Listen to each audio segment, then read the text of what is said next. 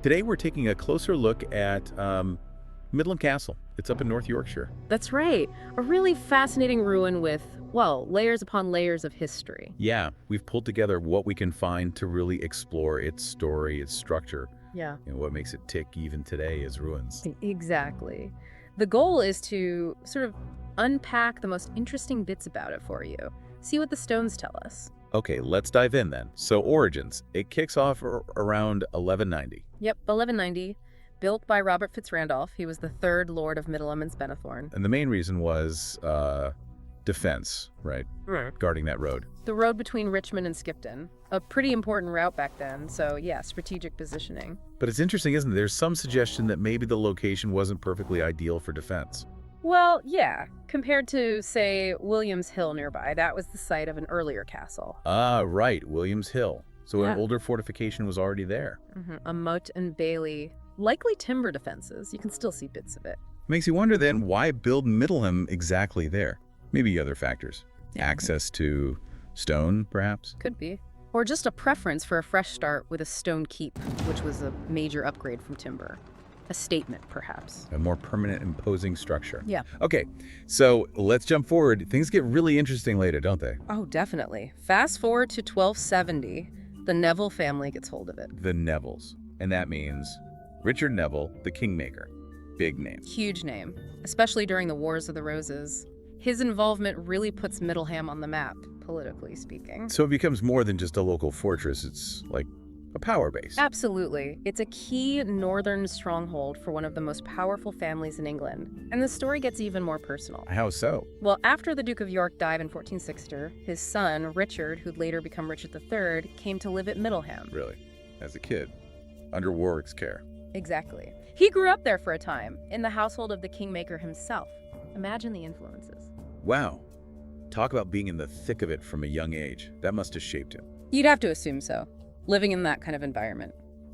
It's basically high politics boot camp. And the castle itself was caught up in major events too, wasn't it? Like King Edward IV? Yeah, Edward IV was actually held prisoner there briefly, captured by Warwick in 1469.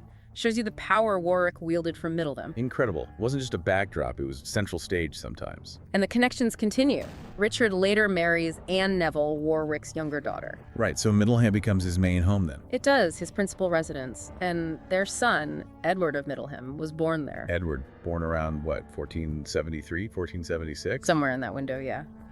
But tragically, he also died there quite young, in 1484. So real family life happening amidst all the drama. Joy and sorrow within those walls. Very much so. A reminder that these historical figures lived complex lives there. Now, when Richard becomes King Richard III, you'd think Middleham would become, I don't know, a major royal hub. You might think that, but interestingly, the sources suggest he actually spent quite limited time there during his short reign, only about 2 years on the throne. So even though it was his home, the demands of being king pulled him elsewhere. Seems that way. National politics likely took precedence over personal estates, even one as significant as Middleham. Fascinating. And then, of course, Bosworth happens in 1485. Richard dies. And Middleham is seized by the victor, Henry VII, end of an era for the castle's connection to that line. So it passes into royal hands. How long did that last? It stayed with the crown until James I's reign, so through the Tudor period, then it was sold off. Signaling a shift, maybe. Less direct royal involvement. Exactly. And you see that reflected in other ways, too. By Elizabeth I's time, there was even a proposal. A proposal? To do what? By Lord Huntington. He apparently wrote to the Lord Treasurer suggesting they should, well, basically knock it down. Knock it down. Oh. Completely. And build a modern manor house on the site. It shows how the perception of these old castles was changing.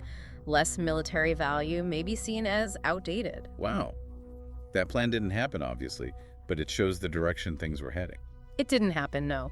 But the castle did gradually fall into disuse and disrepair during the 17th century anyway. Right, and wasn't there a point where it was officially declared unusable? Yeah, 1644. A parliamentary committee called it untenable. They ordered that no garrison should be kept there. It was decaying. And then came the quarry phase. Pretty much. The castle walls became a source of ready-dressed stone for buildings in Middleham Village. That's quite something.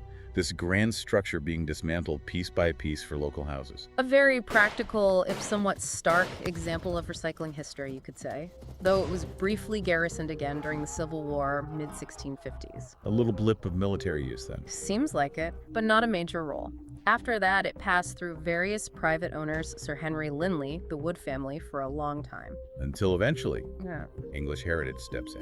In 1984, yes. And it had already been listed as a Grade I building back in 1970, recognizing its importance. So what are we actually looking at today? What's left of it? Well, despite everything, it's still described as a compact, massive structure, impressive ruins. Most of the walls are actually still intact, remarkably. So you get a real sense of the scale. What was the basic layout? Pretty simple, fundamentally. A big Norman keep at the heart, then a later curtain wall built around it, and various residential ranges added over time. Let's talk about that keep. Norman, you said. Sounds substantial. Oh, it was. Very. Similar to other big square keeps from that period, but interestingly, only 2 main stories high. Only 2, but still huge dimensions. Yeah, roughly 105 feet by 78 feet. That makes it one of the largest keeps in England, area-wise. Wow. And inside, what was the layout? It was divided internally, both ground floor and upper floor. Ground floor had these 2 large chambers, probably vaulted originally. Storage? Maybe. Wow. Lower status functions. Likely, yeah. The important stuff was upstairs. The upper floor had 2 grand halls. High windows. Much more prestigious. And the entrance. Typical Norman style. Up high. Exactly. Staircase leading up to the first floor. Common defensive design. Later, they added a chapel outbuilding, which also helped defend that entrance. Clever. Yeah. Always adapting. Yeah. Can you still get up high now? Yeah, there's a repaired spiral staircase in the southeast corner tower. Offers good views, apparently. You can even see the site of Williams Hill, the old motte, from there. Connecting back to the very beginning. Now, what about this Prince's Tower? Is that a real thing? Ah, yes. The Southwest Tower sometimes gets called that, associating it with Richard III's son, Edward. Because he lived and died there. That's the connection people make. But importantly, there's no documentary evidence from the time calling it that. A 1538 survey just calls it the Round Tower. So Prince's Tower is probably a later, maybe more romantic name. Quite possibly. It highlights how stories attach themselves to places over time, you know? Good story, but maybe not historically precise for the period. Right, important distinction. So keep, then the curtain wall. When was that added? 13th century. Encircling the keep. Providing another layer of defense, but perhaps also just creating more space, more comfortable living areas within the walls. And then the Nevilles really went to town in the 15th century. They did. Big upgrades, Yeah. adding impressive halls, other buildings, connecting them to the keep with bridges on the first floor. Making it more of a grand residence, less purely military. Exactly, befitting their status. They apparently raised the ceiling in the Great Hall too. Maybe for grandeur, maybe even to add another level, it suggested. And the main way in changed, too. Yeah, a new gatehouse tower was built in the northeast corner in the 15th century. The original gatehouse faced east into an outer ward that's now gone. Foundations remain, though. So you can trace the different phases of building. What's the overall state now? You said most walls stand.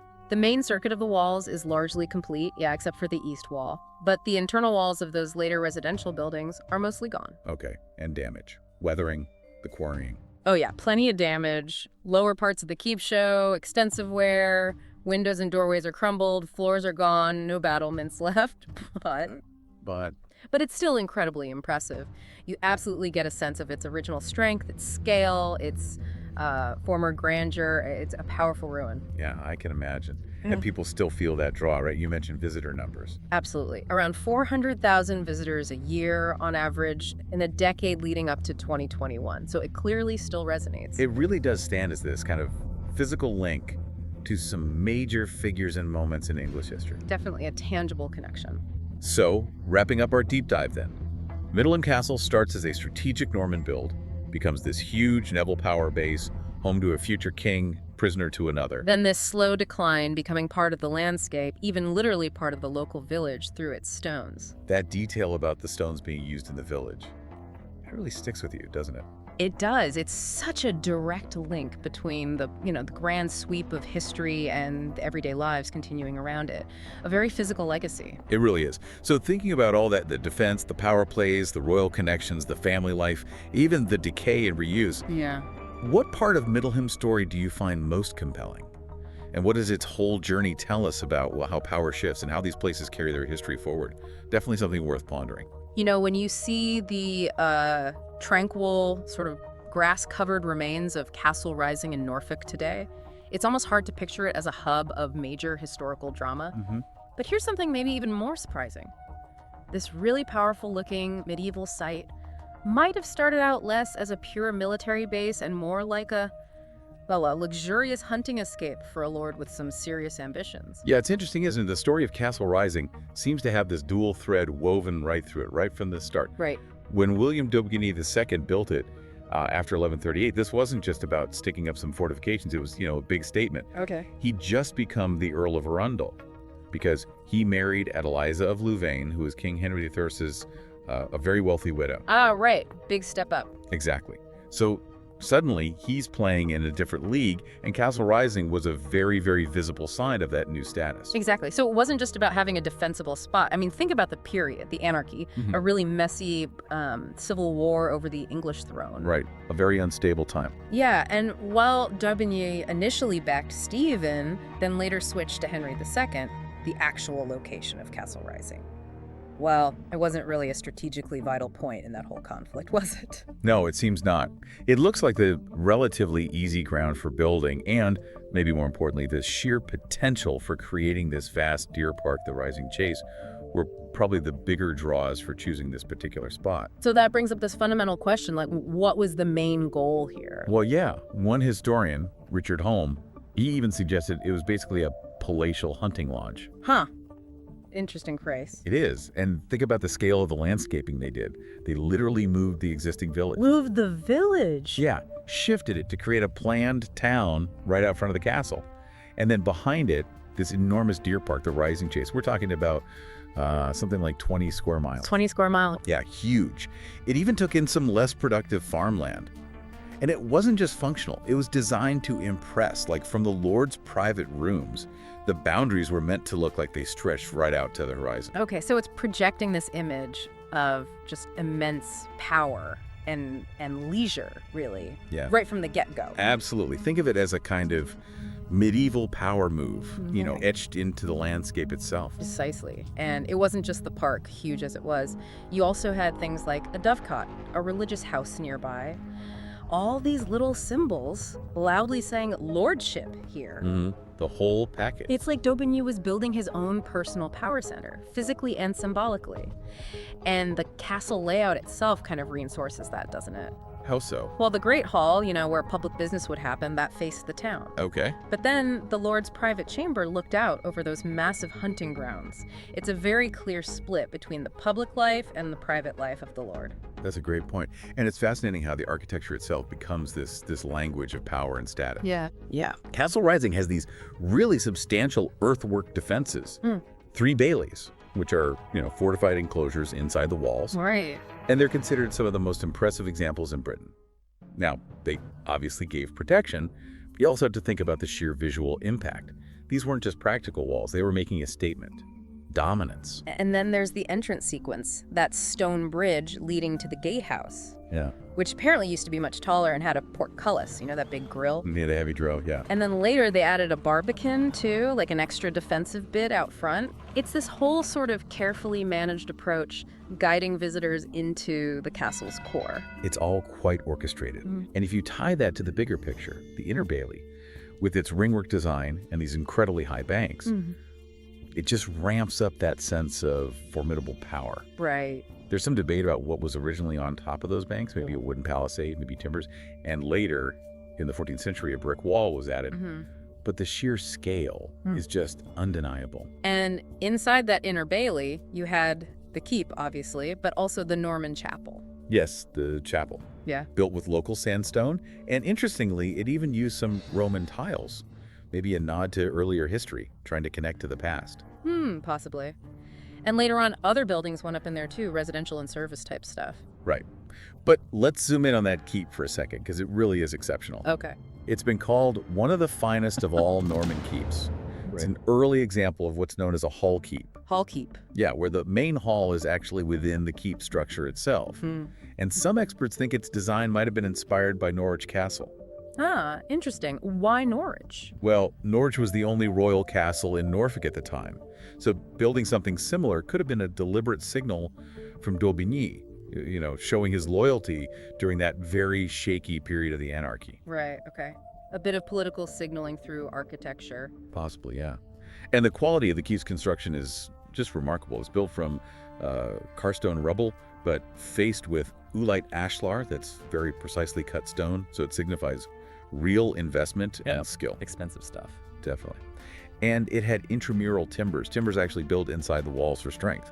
It's big, about 24 by 21 meters, 15 meters high. And it has these very distinctive features like pilaster buttresses and clasping corner buttresses that almost look like little turrets. Visually striking, though. Very much so. And all the Romanesque details, like the arcading those series of arches, it all points to making this place not just strong, but also really, really impressive to look at. And the inside was just as carefully planned out. Absolutely. There was a main wall dividing the space north-south, basement levels, and then that forebuilding. That was the main way in leading up to the first floor. Yeah, you mentioned that entrance passage, 34 steps, 3 arched doorways leading to a waiting room. It sounds almost like theatrical, controlling the experience. Exactly. Very deliberate access. And once you got up to that first floor, you had the Great Hall, the Great Chamber, which still has its original fireplace, and that really ornate chapel with Norman arcading. Wow. The keep seems designed to be pretty self-contained, not totally dependent on outside buildings for the main functions. Okay. And there was a second floor, too. Yeah, smaller spaces up there, maybe for a chaplain or guards. And interestingly, there was also a room on that level in the forebuilding section, and it seems like that room might have been lived in for longer than the main parts of the keep later on. Huh. And what about that detail about the top part of the walls looking different? Ah, yeah, that's really intriguing. The top, roughly 3.7 meters, it looks distinct. There's a theory it might have been finished later, maybe by d'Aubigny's successors, say between 1200 and 1230. Or it could be a later repair job, maybe after 1300. There's this clear line of flints in the stonework that marks the difference. So it's like reading the history in the stones themselves, changing plans, maybe money issues, different generations. Precisely. This layered construction tells a story beyond just architecture. It hints at shifting ambitions, maybe financial constraints, over the lives of its owners. Which brings us back to that whole utility versus symbolism thing, doesn't it? It really does. Early on, historians tended to focus on the military strength of Castle Rising, the keep as the ultimate defensive stronghold. Makes sense. But later analysis started to question that a bit. Things like the large windows, maybe some poorly placed arrow slits, the fact that the whole site is actually overlooked by higher ground nearby. Oh, really? Overlooked? That's not great for defense. Not ideal, no. So these factors suggest that pure military defense might not have been the only thing, or maybe even the main thing they were thinking about. Which leads to that fortress palace idea you mentioned. Exactly. Yeah. The keep as the impressive residence, the palace part, while the big earthworks provided a more practical layer of defense. Right. And for someone like William d'Aubigny, who'd had such a massive jump up the social ladder, a castle like Rising was a really powerful way to visually hammer home that new authority.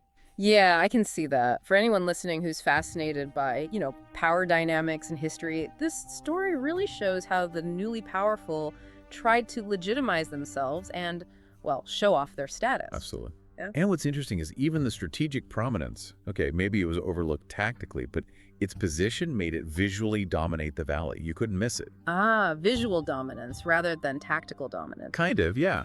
And that whole ceremonial entrance sequence we talked about, from the bridge through the gatehouse into the Great Hall, maybe meeting the Lord in a special throne alcove, it was all designed to wow important visitors and clearly signal the Lord's high status through the very architecture and how you move through it. Okay, let's jump forward then, a couple of centuries later. Castle Rising gets this whole new layer of importance with Queen Isabella, Edward III's mother. Ah, yes, Isabella.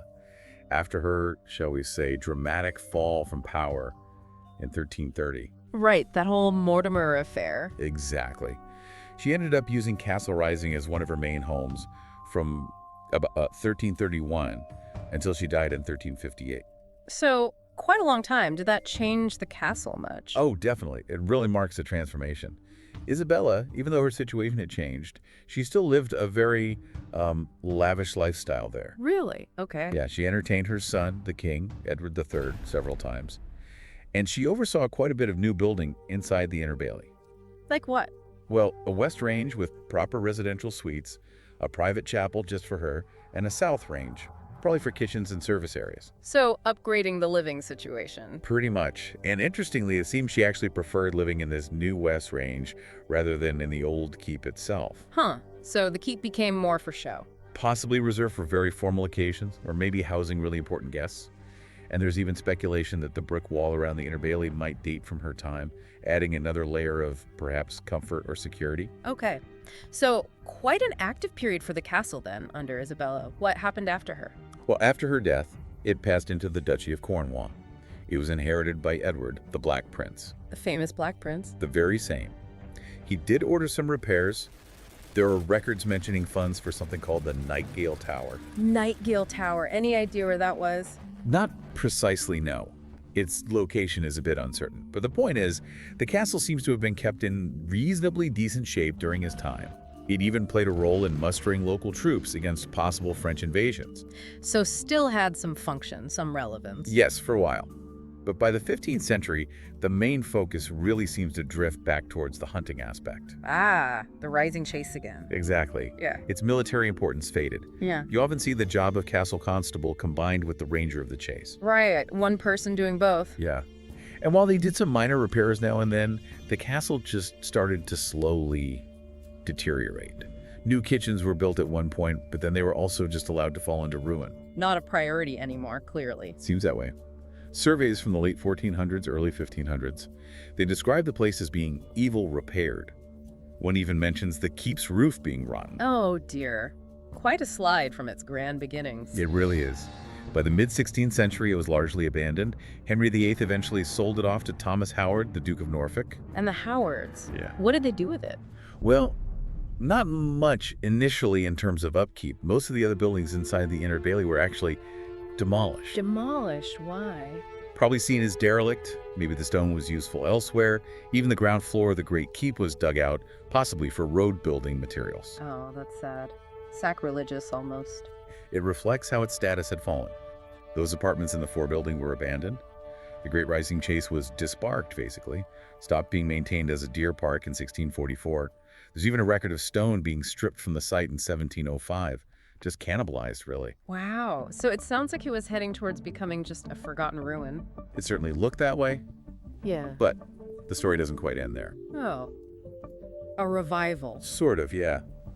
In the 19th century, there was a renewed interest from the Howard family, who still owned it. Particularly Fulk Greville Howard and his wife Mary. What did they do? They started a process of, well, restoration, or at least stabilization. They excavated the keep's basement, cleared out all the rubble that had filled it up. They repaired some of the stonework. They also lowered the ground level inside the Inner Bailey. Award it. Yeah, which unfortunately meant some archaeological evidence was probably lost in the process. Hmm. But the upside was that this work led to the rediscovery of the old Norman chapel, which had been buried. Ah, the chapel again. Exactly. A guy called Henry Herod excavated it. And Mary Howard, after her husband died, she continued the restoration work on the chapel. And by about 1900, the castle was actually opened up to the public. So the beginnings of tourism there? Pretty much. They even had a caretaker living in a re-roofed section of the keep. Right. And then in the 20th century. Well, things took a more official turn. In 1958, it was placed under state guardianship, under the Ministry of Works. Okay, so proper conservation efforts. Yes, much more systematic conservation work. And quite extensive archaeological digs happened, then investigating the keep, the church, the earthworks, the Inner Bailey. Did they find out much more? Oh yeah, a lot of our detailed understanding comes from that period. There was even a bit of debate for a while about the chapel's origins. Was it actually Anglo-Saxon before the Normans arrived? Oh, interesting. What was the verdict? Eventually confirmed as Norman, but it shows that ongoing process of discovery. Definitely. The site was then managed by English Heritage from 1983. Although interestingly, the management was returned to the Howard family, the current Baron Howard of Rising, in 1998. So it's privately owned but managed as a visitor attraction. Exactly. It's still run as a tourist site, managed by English Heritage on behalf of the owner. And importantly, it's legally protected as an ancient monument and a Grade I listed building, preserved. Okay, so if we were to wrap this up, the sort of key takeaway from this deep dive into Castle Rising. It's this really compelling journey, isn't it? It absolutely is. You go from these ambitious beginnings, this symbol of a new noble's power, this dual-purpose hunting lodge and fortress, through its time as a royal residence, quite a fancy one under Queen Isabella, then the long decline into ruin, and finally, its rediscovery and preservation.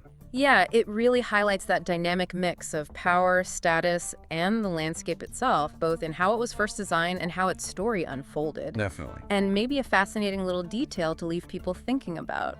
That question about the top of the keep. Ah, yeah. Was that part of d'Aubigny's original grand plan, or was it added later by his successors? Exactly. Those subtle differences in the stone, the ongoing debates. It makes you wonder about the original vision versus the reality of getting something that huge actually built, you know? It does. And the whole story of Castle Rising is also just a powerful reminder, isn't it? How the purpose, the meaning, the perception of a place can shift so dramatically over centuries. Yeah. What starts as this vibrant summer of power and status ends up decaying. It kind of makes you think about the legacies we create, doesn't it? What marks do we leave, and how will people interpret them way down the line? Absolutely. Well, if you're listening and you're keen to explore these ideas more, definitely look into medieval castles, Norman architecture, or just the history of Norfolk. It's fascinating stuff. It really is. And of course, if you ever get the chance actually visiting Castle Rising, that would give you a real, tangible connection to this incredible history, experiencing that landscape and seeing those structures firsthand. Highly recommended. It's quite something to stand there and imagine it all. Okay, picture this for a moment. There's this incredible structure deep in England, and it's been standing there for, well, over 900 years. Just imagine the history it's seen. It's quite something, isn't it? 9 centuries is a staggering amount of time for a building to endure. Exactly. So today we're doing a deep dive into one such place, Skipton Castle, up in North Yorkshire. We've gathered a load of historical information, looking at its beginnings, key moments, the layout. And our sort of mission, if you like, is to really unpack what makes this particular medieval castle so fascinating and, well, why it's still here. And it really kicks off very early, doesn't it? We're talking around 1090, which is, not long after the Norman conquest at all. Right, straight in. Built by Robert de Romilly. He was a Norman baron. A big name locally, also held the Bolton Abbey estates. It really shows how quickly the Normans established control. So Romilly wasn't just some minor lord then. He had influence. Oh, definitely. And it grew.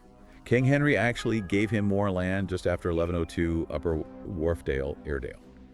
He was consolidating power in the region. Which makes you think about that very first castle. Was it just a statement like we're here now, or was defense the main thing from day one? Well, initially, it was what's called a Malt and Bailey Castle. So think an earth mound, wooden tower on top, courtyard below. Pretty standard for the time. Simple, but effective for then, I suppose. Exactly. But the location itself, that was clever.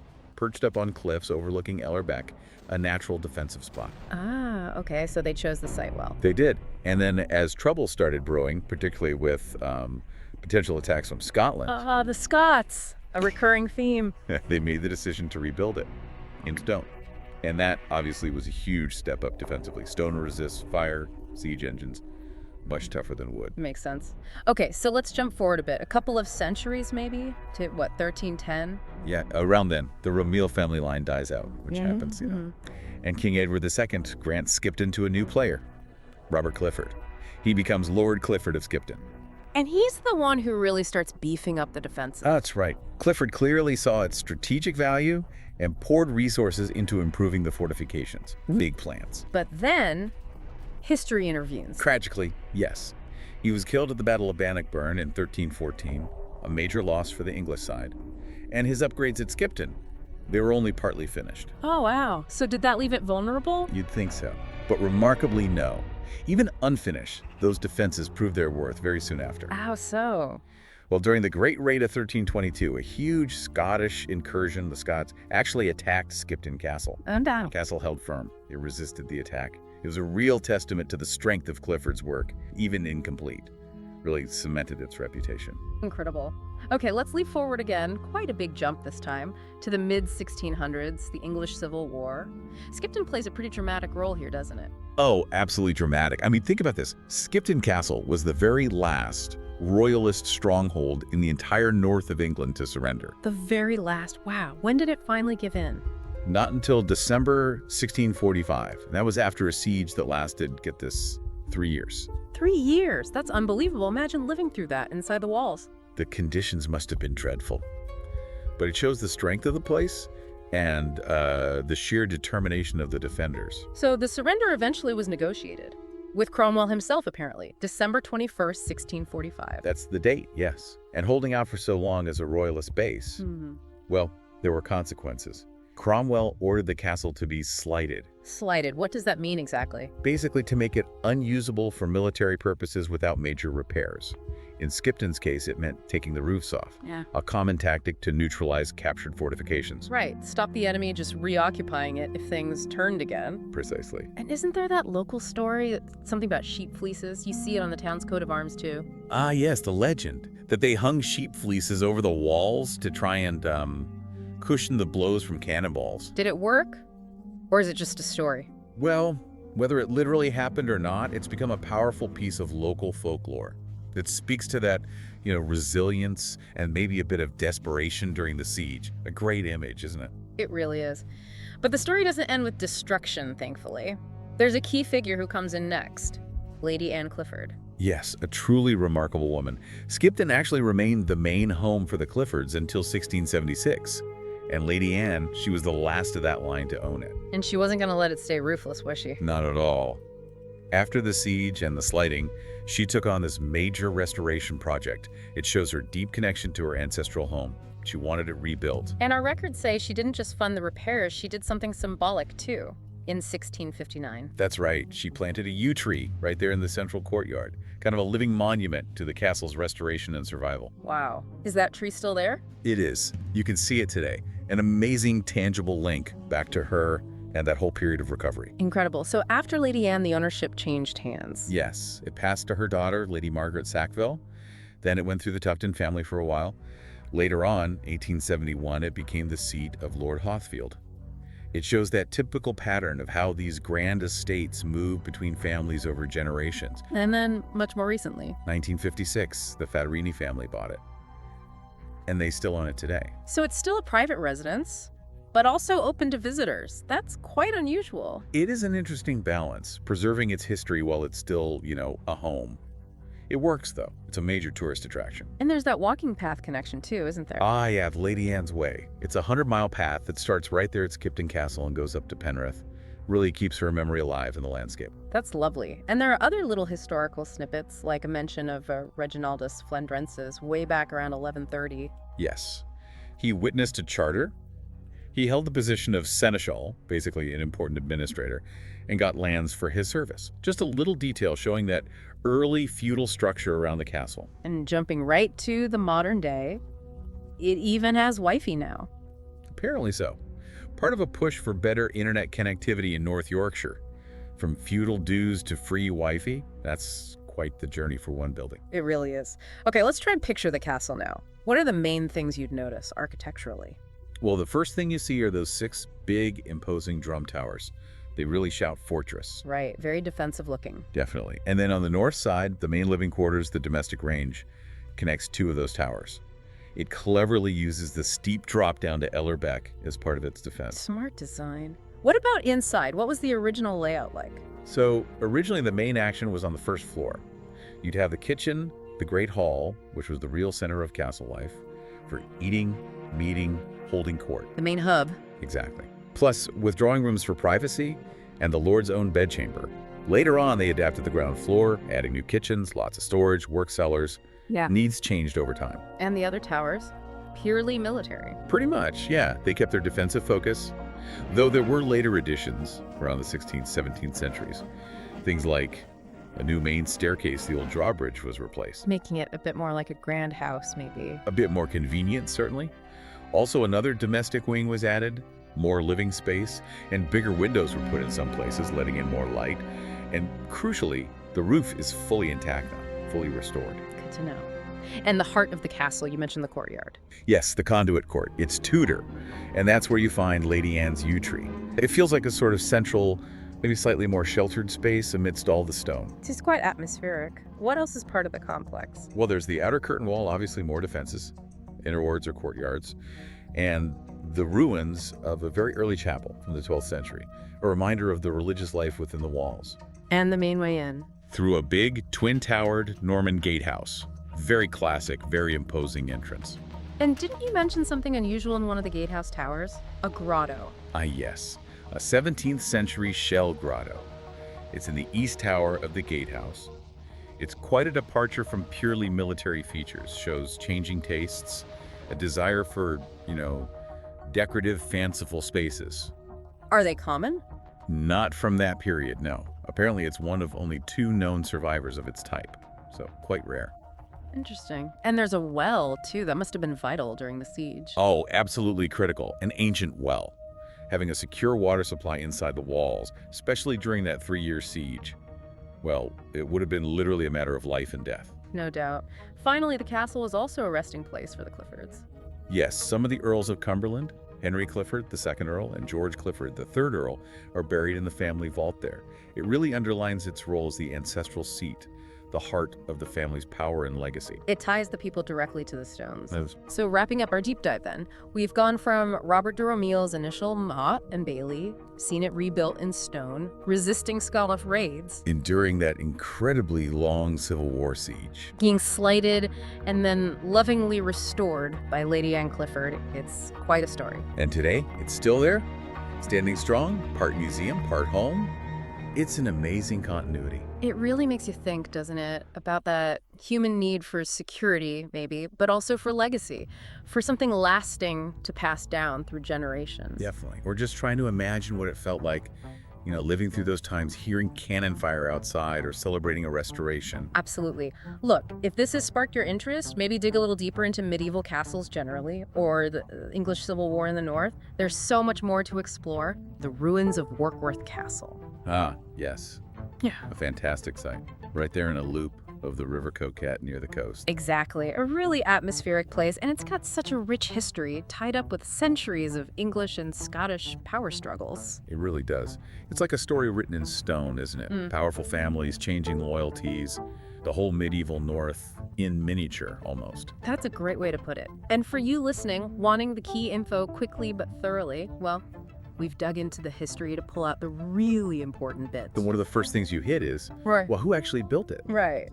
The traditional story points to Prince Henry of Scotland, mid-12th century maybe, when he was Earl of Northumbria. Uh-huh. That makes a certain amount of sense politically. After the Treaty of Durham, he became Earl. Bamborough and Newcastle were English-controlled, so he'd need a base, wouldn't he? Warkworth seems like a good spot for that. Strategic. It does. But then there's this other idea, that maybe King Henry II of England started it, after he got the northern counties back under his thumb. So, a bit of a puzzle right from the start. It is. What we do know for sure, though, is it pops up in a charter, sometime between 1157 and 1164. Okay. And in that, Henry II grants the castle and lands to a Roger Fitzrichard, a Norman noble. So we have an owner, at least by then, but this early castle, it wasn't exactly formidable, was it? I read it was described as feeble. Feeble, yes, that's the word used. And it tells you a lot, because when the Scots invaded in 1173, apparently it was just left undefended. Wow. So not much of a fortress then. Probably not. It might mean castle, just referred to, a high-status house at that point, like a manorial center. Makes sense. Because during another raid in 1174, the locals hid in the church, not the castle. Exactly. The castle isn't even mentioned in that account. Okay. Suggests more of a settlement with the Lord's Hall, maybe a timber palisade, but not a stone stronghold yet. So quite a humble beginning for a place that becomes so important later on. Definitely. And our goal today is really to trace how it got from that feeble start to the major site it became, looking at the key moments, the building phases, its whole journey. And the story definitely picks up pace with Roger's son, Robert Fitzrichard. He seems to have invested in the place. He got in good with King John too, didn't he? Hosted him there. Yes, in 1213, a royal visit like that. It definitely signals Warkworth is becoming more significant, more prestigious. Absolutely. And the ownership passed down the line. Robert's son John, then his grandson Roger. Right. And when Roger died in 1249, his son Robert was still a minor, so it went into guardianship under William de Valence. Henry III's half-brother. That's him. And interestingly, by this time, the chronicler Matthew Paris calls the castle noble. Noble. That's quite a change from feeble. Isn't it? Shows significant development in just a few decades. Valens held it until 1268. Then we get Edward I staying overnight in 1292, another royal stamp of approval. And then there's a twist with the inheritance. John de Clavering, a descendant, makes the crown his heir. He did, which kind of paved the way for more direct royal control later on, especially important as the Anglo-Scottish Wars heated up. Ah, yes. Edward II saw the strategic value, right? Pumped money into the northern castle garrisons. He did, including Warkworth in 1319, and it seems the upgrades worked because it held out against 2 Scottish sieges in 1327. So by then, it was definitely a proper defensible fortress. No question. But its most famous chapter was just beginning. Enter the Percys. The Percys? The Great Northern Dynasty. How did they get hold of it? Well, Edward III had promised the Clavering estates to Henry de Percy, the second Baron Percy, and in 1345, that promise was fulfilled. Warkworth became Percy property. And what's fascinating is they had Alnwick Castle too, which was arguably grander, but they seemed to prefer Warkworth. It seems so. They made it their main residence, created a park for hunting, built some really high-quality living quarters. Why do you think that was? Warkworth over Alnwick? Hard to say for sure. Maybe the newer residential blocks at Warkworth were just more comfortable, more modern for the time. Or maybe its location offered something Alnwick didn't. But they clearly poured resources into it. And their power just kept growing. The 4th Baron, Henry Percy, becomes the 1st Earl of Northumberland in 1377. A huge title, reflecting their dominance on the border. And it's around this time, late 14th century, that the really iconic part of Warkworth gets built, the keep. The Great Tower Keep, that huge cross-shaped building. Exactly. It's spectacular. Thought to be the work of John Lewin, a master mason. You can see similarities with his work at Bolton Castle, and maybe Bamburgh too. And the thinking is they built it to sort of show off, to rival other big castles nearby. Quite possibly. Think Dunstanburgh or the Neville family's castles like Rady. Building a keep like this was a massive statement of wealth, power, and prestige. It certainly looks the part, even as a ruin. But the Percys didn't always stay on the right side of the king, did they? The 1st Earl. He helped Henry V take the throne, but then rebelled. He did. A classic case of medieval power politics. After his son, the famous Hotspur, was killed at Shrewsbury, the Earl fell out with Henry IV. And Warkworth got caught up in that. Oh yes, the Earl fled there. When the king's forces showed up, the garrison initially refused to surrender. Held out against the king. For a bit. Apparently, it took 7 cannon shots before they gave in. Shows the defenses were pretty serious by then. But they did surrender. So the king took it back. Forfeited to the crown, yes. It was even used for a while by John, Duke of Bedford, the king's son. But the Percys weren't out for long. They got it back. In 1416, yes. Henry V restored the title and the lands, including Warkworth, to Hotspur's son, another Henry Percy, who became the 2nd Earl. Right. And he apparently did some building work too, though we don't know exactly what. The details are a bit hazy, yes. Then came the Wars of the Roses. More turmoil. And the Percys backed Lancaster, mostly. They did, which didn't end well for them initially. The 2nd and 3rd Earls were killed fighting for the Lancastrian cause. Ouch. So the castles were confiscated again. By the Yorkists, yes. Edward IV gave the earldom and Warkworth to his supporter, the Marquess of Montague. And Montague added his own bit to the castle. That's right, Montague's tower. You can still see it. Warkworth was also used as a base by the Earl of Warwick, the kingmaker, during sieges of other northern castles. It was right in the thick of things. What a roller coaster for one castle. But the Percys got it back again. They did. In 1470, Edward IV restored the estates to the 3rd Earl's son, Henry Percy. Politics shifted again. Incredible. And this 4th Earl, he started remodeling the Bailey and planned a church. Yes, he had ambitious plans for a collegiate church inside the walls. But he died before it was finished, and it was never completed. Just the foundations, really. Always building, changing hands, being fought over. That's the story of Warkworth in this period. The 6th Earl eventually inherited, but he died without sons in 1537, and his brother had been executed after the Pilgrimage of Grace Rebellion.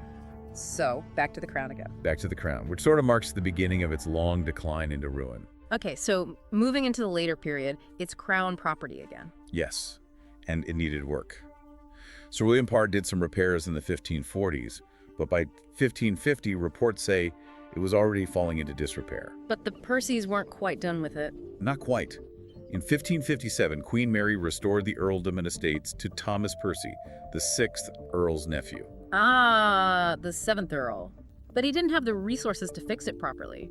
It seems not. He actually ended up taking materials from the castle, like dismantling parts of the hall, to repair other Percy properties. Yep. Sort of robbing Peter to pay Paul. Not ideal for Warkworth preservation, and then he got involved in the Rising of the North. He did.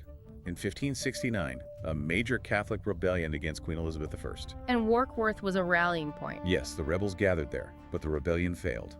Warkworth was surrendered to the Queen's forces under Sir John Forster. And what happened then? Was it damaged? It was pillaged quite badly, apparently, though the reports say the keep itself was spared the worst of it. But it was another blow to the castle's condition. It's around this time Shakespeare uses it as a setting, isn't it? In Henry IV. That's right. Parts 1 and 2 shows it was still a well-known landmark, even as it was starting to crumble, a symbol of the Percy power, even in decline. Then the 9th Earl, he got into trouble over the gunpowder plot. He did, imprisoned for years. While he was locked up, he leased Warkworth out to a Sir Ralph Grey. And Grey didn't look after it. Seems not. Neglected it badly. There are accounts of lead being stripped from the roofs of the Bailey buildings and sold off, probably because the Earl needed cash. James I visited in 1617 and was apparently unimpressed. Oh dear. And the English Civil War, did it see action then? Its role is a bit unclear. It was held by royalists initially, then surrendered to the Scots, who were allied with Parliament in 1644. And after Parliament took over properly in 1648? There's a strong suggestion that parliamentarian forces might have deliberately slighted it, demolished parts of the fortifications to make sure it couldn't be used against them again. That likely contributed significantly to its ruined state. So, deliberate destruction on top of neglect. Very likely. And the final insult, perhaps, came after the 11th Earl died in 1670. His widow allowed stone and materials from the keep itself to be taken away to build Churton Hall nearby. Taking stone from the keep? Wow. That's serious decay. It really signals the end of its life as anything other than a ruin. Ownership eventually passed through marriage, first to the Dukes of Somerset, and then via heiress Elizabeth Seymour to Hugh Smithson. And Smithson took the Percy name. He did, becoming Sir Hugh Percy, and later the first Duke of Northumberland of the new creation. He founded the dynasty that still holds the title, and indeed owns the castle site today. But even under the new dukes, it continued to decay in the 18th century. Yes, for a while. But then something interesting happened. It started becoming, well, a tourist attraction. Really? A ruin as a tourist spot? Yes, the whole Romantic movement kicked in. Ruins became fashionable. And Bishop Thomas Percy, a relative but from a different branch, wrote a popular poem called The Hermit of Warkworth that really put it on the map for visitors. Ah, the power of poetry. So people started visiting the picturesque ruin. Exactly. And that shift in perception from failed fortress to romantic ruin probably helped save it in the long run. People started to value it for its history and appearance. Which led to preservation efforts. In the 19th century, yes. The third Duke did some work. Then the fourth Duke hired the well-known architect Anthony Salvin to do a partial restoration of the keep. The Duke's chambers. That's right. Salvin stabilized parts of it and created some rooms, the Duke's chambers, apparently used occasionally by the family for picnics. Rather charming image. A picnic in a medieval keep, and then eventually it passed into state care. Yes, in 1922, the 8th Duke handed over guardianship to the Office of Works. That later became English Heritage in 1984, who manage it today.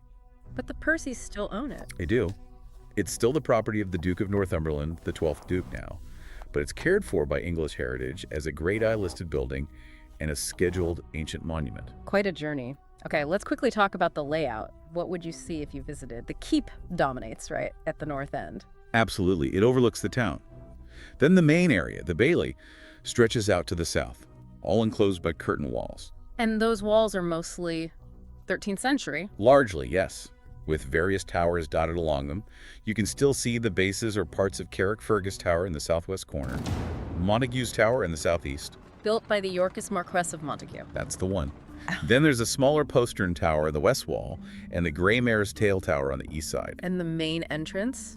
The gatehouse. In the south wall, again, mostly 13th century, it was pretty impressive drawbridge, probably 2 sets of gates, a portcullis. And those sort of projecting bits with holes underneath? Machicolations? Exactly, machicolations for dropping nasty things on attackers. Standard medieval defense, but nicely done here with semi-octagonal projections, plus guard rooms inside, a strong entrance. And inside the Bailey, the West Range was the main domestic part. That's right.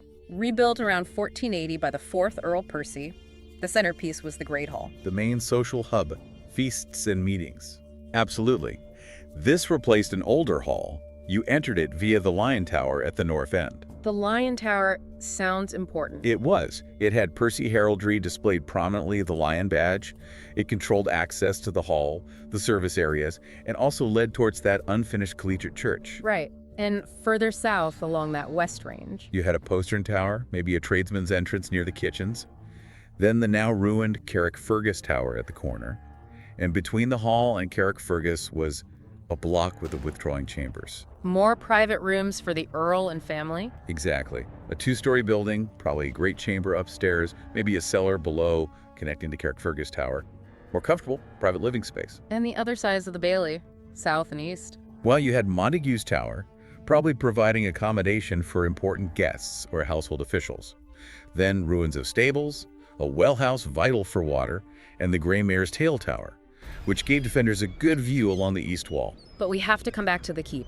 Late 14th century, John Lewin, maybe? That Greek cross plan? It's very distinctive. 4 arms radiating from a central core. Very sophisticated design. Originally would have had battlements, maybe statues. There are still carvings, visible angels holding shields, and that big Percy lion emblem overlooking the town below. A real power statement. And inside, how was it laid out? The ground floor was mostly storage. Possibly an office or guard room with a cellar or dungeon beneath in one area. Practical stuff. Then the first floor. That was grander. Kitchens in one wing. But the main space was a huge great hall, 2 stories high, very impressive, plus a chapel leading off it connecting to another formal room. And the second floor. More domestic, bedrooms, private withdrawing chambers. These are the rooms Salvin partially re-roofed in the 19th century, the Duke's chambers, and the whole thing is built around a central light well. A light well? Yes, an open shaft running down the middle, letting light into the inner rooms. Clever design. It also had a tank at the bottom to collect rainwater channeled from the roofs. Very advanced for its time. Wow. So a complex, sophisticated building, even within the castle. Definitely. Though perhaps intended more for the Earl's shorter stays or for high-status accommodation, while the West Range handled the day-to-day running of the larger household. And finally, you mentioned it appeared in art. Yes, like many picturesque ruins, it was painted and engraved. There's a known engraving from the 1830s based on a painting by Thomas Allen, which even came with a poem about it by Letitia Elizabeth Landon, shows its cultural impact. So, wrapping this up, Warkworth Castle really has seen it all, hasn't it? From those uncertain, maybe feeble beginnings. To becoming a major fortress, a favored Percy residence, a center of power on the border. Then caught up in national conflicts, rebellions, the Civil War. Leading to neglect, decay, and finally its status as this magnificent, evocative ruin we see today. It's a story shaped by powerful families, royal ambitions, and the sheer sweep of history. Absolutely. The stones really do speak of those turbulent centuries. And maybe a final thought for you, our listener, to ponder. Given all those different phases, the Fitzrichard upgrades, the Percy ambitions, the unfinished church, the damage, what might the ultimate Warkworth have looked like if, say, the Percys had remained consistently powerful and had finished all their plans? That's a fascinating what if. A fully realized collegiate church, perhaps an even grander Bailey complex. How might its story have changed? Something to think about. It certainly encourages you to delve deeper into Northumberland's incredible history and the tales held within all those castle walls. Beeston Castle. Ah, Beeston, fantastic site. It really is. Picture this. A former royal castle, just dramatically perched on this sandstone crag, way above the Cheshire Plain. Built back in the 1220s, wasn't it, by Ranulph de Blondeville? Exactly. And right away, it's intriguing, the rocky spot, the royal history, its role later in the Civil War. And those persistent rumors of buried treasure, too. Right. So we're going to really dig into the history and significance of this captivating place today. Absolutely. Beeston isn't just, ruins. It's this layered story. You've got the geology, the prehistory, key moments in English history all right there. So our mission for this deep dive is to try and understand its origins, its importance over the centuries. And really what makes it so compelling, even now, we'll trace it all the way from, early human activity right up to the monument we see today. Okay, let's start right at the bottom then, with the ground it stands on. It's built on Beeston Crag, part of the Mid-Cheshire Ridge. That's right, this chain of sort of low sandstone hills. And the crag itself, geologically speaking? Well, that's fascinating. It's basically Triassic sandstone formed about, what, 245 million years ago? Gives you a real sense of the deep time involved here. Wow, 245 million years. So ancient. Yeah, the lower parts are Wilmslow sandstone, the upper bits are Helsby sandstone, and it's capped with Tarporley siltstone. And this sandstone, it was good for building, but also easy to quarry. Relatively speaking, yes. That would definitely have helped when they were actually constructing the castle. Yeah. Speed and scale, you know. So this isn't just any old rock, and I think I read there's evidence of some major geological events shaping the landscape too, like faults. Precisely. Down the eastern side, there's the Peckforton Fault, a significant fault line. Okay. And near the Castle Lodge, there's this low ridge, which is glacial moraine. Left by glaciers. Exactly. Left behind when the ice retreated ages ago. So the landscape's been shaped by these huge forces over immense periods. It wasn't just nature, though. They quarried there, too. Oh yes, they definitely did. Both types of sandstone, the Wilmslow and Helsby, were quarried right there on site. So that provided building material, obviously, but it also changed the shape of the ground within the castle walls over time. Now, let's jump back in time, way before the castle. This hilltop was already important, wasn't it? Thousands of years before Ranulph. Oh, absolutely crucial point. They found evidence of pits dating back to the 4th millennium BC. That's the Neolithic period. Neolithic, so Stone Age people were gathering here. It suggests it was, yeah. A significant meeting place. It kind of changes how you see the spot, knowing people recognized its importance that long ago. It's mind-blowing, really. And it wasn't just a brief thing. There were later settlements. Definitely. Archaeologists have found Neolithic flint arrowheads, for starters. Then, moving forward, you get evidence of a Bronze Age community. Right. And then a pretty substantial Iron Age hill fort. There's a rampart, a defensive bank, dated to around 1270, 830 BC, so Bronze Age.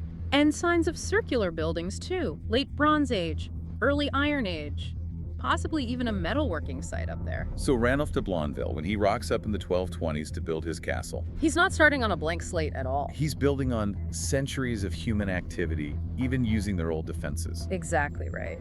The outer bailey walls, the later medieval walls, they were positioned deliberately to incorporate parts of that older Iron Age rampart, Smart. Shows they understood the site's natural advantages. which had been recognized for, well, centuries already. Okay, so Ranulph de Blondeville, he builds this in the 1220s, just after coming back from the Fifth Crusade. What was driving him? Power projection? Well, almost certainly. He was the Earl of Chester, hugely powerful. A castle like Beeston shouts authority. And the timing. After the Crusades, maybe he saw some impressive fortresses out east. It's very possible he was influenced by military architecture he saw there, yeah. Beeston does share some features, especially the tower designs, with his other castles like Bolingbroke and Chartley. And Beeston's layout is quite distinctive, isn't it? Lacks a central keep, I read. That's a key point. Very unusual for the time. But it wasn't a weakness. It seems like a deliberate choice. So instead of one big tower, They used the natural defenses of the crag, the sheer drops, plus these really massive curtain walls, strong gatehouses, and strategically placed D-shaped towers. D-shaped towers, were they a new thing? Quite innovative for English castles then, yes. They allowed defenders to shoot along the face of the walls, creating crossfire. Very effective. So the whole site was the stronghold. How was it laid out? The defenses. Basically two main parts. Up on the summit, you have the inner bailey, rectangular. It had sheer drops on 3 sides and this massive rock-cut ditch on the 4th. How deep was the ditch? Up to 30 feet deep in places. Huge. Then, lower down the slopes, you had the outer bailey. That had its own big gatehouse and another ditch about 16 feet wide, 10 feet deep. And the walls themselves, thick. The outer bailey walls were about 6 feet thick, sandstone on the outside, rubble fill inside. Pretty substantial. Sounds incredibly tough to attack. And water. High up on a rock, they must have needed a reliable source. That deep well. Ah, yes, the wells. They dug 2 right into the rock. One is exceptionally deep, about 370 feet. 370 feet. One of the deepest castle wells in England. Just imagine the effort digging that far down by hand back then. Incredible engineering. Really puts it into perspective. It absolutely does. Now, Ranulph built it, but it didn't stay in his family's hands for long before it became royal property. No, he died in 1232. His successor, John, died just 5 years later, 1237, with no male heir. So the king stepped in. Yep, King Henry III took over the earldom of Chester, and that included Beeston Castle. Henry actually did some building work there during his wars with Wales. And used it as a prison. That's right. Held Welsh captives there. A royal prison high on a rock. Quite dramatic. Definitely. But it wasn't like Windsor Castle or the Tower of London. Not a main royal residence. No, doesn't seem so. There's no real evidence they built grand halls or fancy chambers. The soldiers probably lived in wooden buildings inside the Outer Bailey. Okay. Later, Henry III gave Beeston and other lands in Cheshire to his son, Prince Edward the Future, Edward I. And that's when the title Earl of Chester became associated with the heir to the throne. Well, Edward received that title too, and yes, that link continues today. And Beeston pops up again during the Montfortian Rebellion. Those turbulent times. It does. In 1265, Simon de Montfort's supporters held it briefly, but royalist forces under Edward took it back after he escaped captivity. Right. Jumping ahead a bit, we hear about constables of the castle in the 14th century. They were like the managers. Pretty much. Responsible for upkeep, security, the garrison, probably lived near the main gatehouse. And it was kept in decent shape for a while. Seems so. There's a description from 1593 mentioning a goodly strong gatehouse and other buildings suitable for a great personage, assuming they were in good repair. But eventually, its military star began to fade. By the 16th century, the crown didn't see it as strategically vital anymore. And in 1602, it was actually sold off. Sold to whom? A local landowner, Sir Hugh Beeston. Ah, okay. Now this leads us into a slightly more romantic, mysterious part of the story. The treasure. The legend of Richard II's treasure, yes. Always captures the imagination. So what's the story there? Well, the tale goes that in 1399, just before Richard II went off to Ireland, he supposedly stashed some of his personal wealth, gold and jewels, somewhere in Beeston Castle for safekeeping. But then he got deposed when he came back. Exactly. By Henry IV. So according to the legend, the treasure was never retrieved and is still hidden there somewhere. And people have looked. Focused on that deep well, I bet. Oh, absolutely. Many searches over the centuries, and yes, that incredibly deep well in the Inner Bailey has been a prime suspect. It just sounds like the perfect hiding place, doesn't it? But is there actually any solid evidence for this? It's difficult. Historical records do show that Henry IV, the guy who took over, actually recovered quite a lot of Richard's wealth from various other places. Ah, so maybe Henry found it all anyway. It does suggest the Beeston treasure story might be more folklore than fact. A great story, though. Oh, definitely a fantastic story. Now, the castle wasn't done with conflict yet. It played a pretty significant role in the English Civil War, didn't it? It certainly did. It was thrust back into military action. In 1643, parliamentary forces, the Roundheads, seized it first. Did they fix it up? Yeah, they did some repairs to the walls, cleared out the ditches, but later that same year, the Royalists, the Cavaliers, took it back. How? Apparently quite dramatically. A small group of Royalists scaled the walls at night and surprised the parliamentary governor. Wow. But the parliamentarians came back. They did. They laid siege to the castle from November 1644 all the way through to November 1645. A really long siege. A whole year. Why did the Royalists finally give in? They simply ran out of food. They were starved into surrender. And then, like so many castles after the Civil War, demolition. Sadly, yes. In 1646, Parliament, under Cromwell's orders, had the castle slighted. Slighting, that means deliberately damaging it. Exactly. Pulling down walls, filling ditches, whatever it took to make sure it couldn't be used as a military stronghold ever again. A sad end to its military career. Oh. But the story doesn't quite end there, does it? It even became a quarry. Yes, in the 18th century, parts of it were used as a source of stone, which is actually when the gatehouse into the Outer Bailey was taken down apparently to make a track to get the stone out. Oh, that's a shame. But thankfully, it wasn't totally destroyed. Someone bought it in the 19th century who saw its value. That's right. In 1840, it became part of a large estate bought by John Tollemache, a big Cheshire landowner. And he did something interesting with it, fetes. He did. In the mid-19th century, he started holding these annual 2-day fetes in the castle grounds. Apparently, they attracted thousands of people, raised money for local charities. So even as a ruin, it was still a focal point for the community. Yeah, it remained important. And today, it's properly looked after. Oh yes, it's owned and managed by English Heritage now. It's a scheduled ancient monument, so it's protected. And can you still get a good sense of what it was like? Definitely. Enough of the walls and towers are still standing that you can clearly see the original layout, the scale of it. It's impressive, even as a ruin. There's a visitor center, a small museum too. And that lodge house near the entrance. Oh yeah, the 19th century lodge.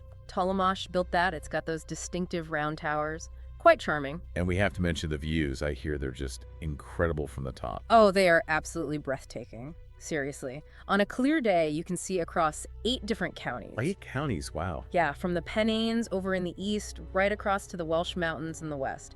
It really hammers home why that spot was so strategic for centuries. It really does. So let's just quickly recap. Beeston Castle. It's this incredible site. We've talked about its amazing strategic location on that crag. How it cleverly reused much older prehistoric fortifications. Its unique design, no central keep, relying on the rock and those D-shaped towers. Its connections to royalty, Henry III, Edward I. Its dramatic part in the English Civil War, that long siege. The enduring, if maybe doubtful, legend of Richard II's treasure. And how it's preserved today by English heritage. Exactly. It's just a site that's been significant for so long, from Neolithic people gathering there right through medieval power struggles, Civil War, up to being a visitor attraction today. It shows how some places just hold on to their importance. It really makes you think, doesn't it, about how that physical landscape, Beeston Crag itself, fundamentally shaped the castle's design and its whole history. Absolutely. The rock is the story in many ways. And you can't help wondering, what other secrets might still be hidden in those stones or under the ground? Maybe this deep dive has inspired you, the listener, to check out other castles built on dramatic natural features. See what stories they have to tell. Picture this: a colossal stone tower, one that's, stood for ages, suddenly groaning under immense pressure. Then a shattering crack, and a whole chunk of it just peels away, tons of rock crashing down during this desperate siege. That image, that's kind of our way into the story of Rochester Castle today. Absolutely. And what a story it is. We're looking at a remarkably well-preserved 12th century castle in Kent, southeast England. And its location wasn't just scenic, it was absolutely vital, sitting right on the River Medway.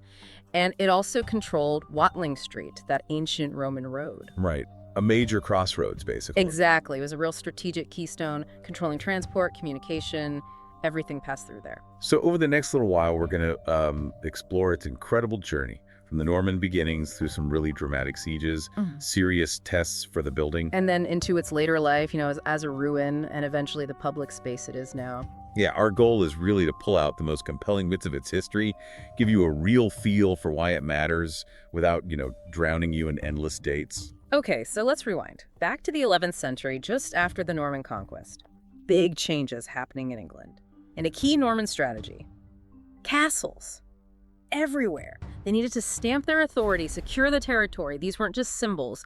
They were crucial military bases. And Rochester itself was already important, even before William the Conqueror showed up. Roman settlement, that location. Precisely. The Romans knew it was a good spot. Now, that very first Norman castle in Rochester, it wasn't the huge stone thing we see today, was it? No, probably not. Right. The earliest one was likely what we call a motte and bailey. So you've got this earth mound, the motte, maybe a wooden tower on top, and then an enclosed courtyard, the bailey, with a ditch and probably a wooden fence. And the location for that first one? A bit uncertain. Yeah, the best guess is Boley Hill, which is nearby the current castle. But we can't be 100% sure exactly where that initial structure stood. But what's really interesting is that even this early version, probably wood and earth, it was clearly a big deal back then. It gets a specific mention in the Doomsday Book, right? It does, and that mention is quite unique. The Doomsday Book actually records that the Bishop of Rochester was given compensation land elsewhere, in Aylesford, specifically for the land used for the King's Castle in Rochester. Oh, compensation. That tells you something. It really does. It's the only castle mentioned quite like that. It shows just how critical the Normans thought having a castle right there was, right from the outset. Important enough to actually pay off a powerful bishop for the land. And it wasn't just the physical structure. There was this whole system of feudal duty, castle guard. Exactly. Feudal lords owed military service, and part of that could be garrisoning castles.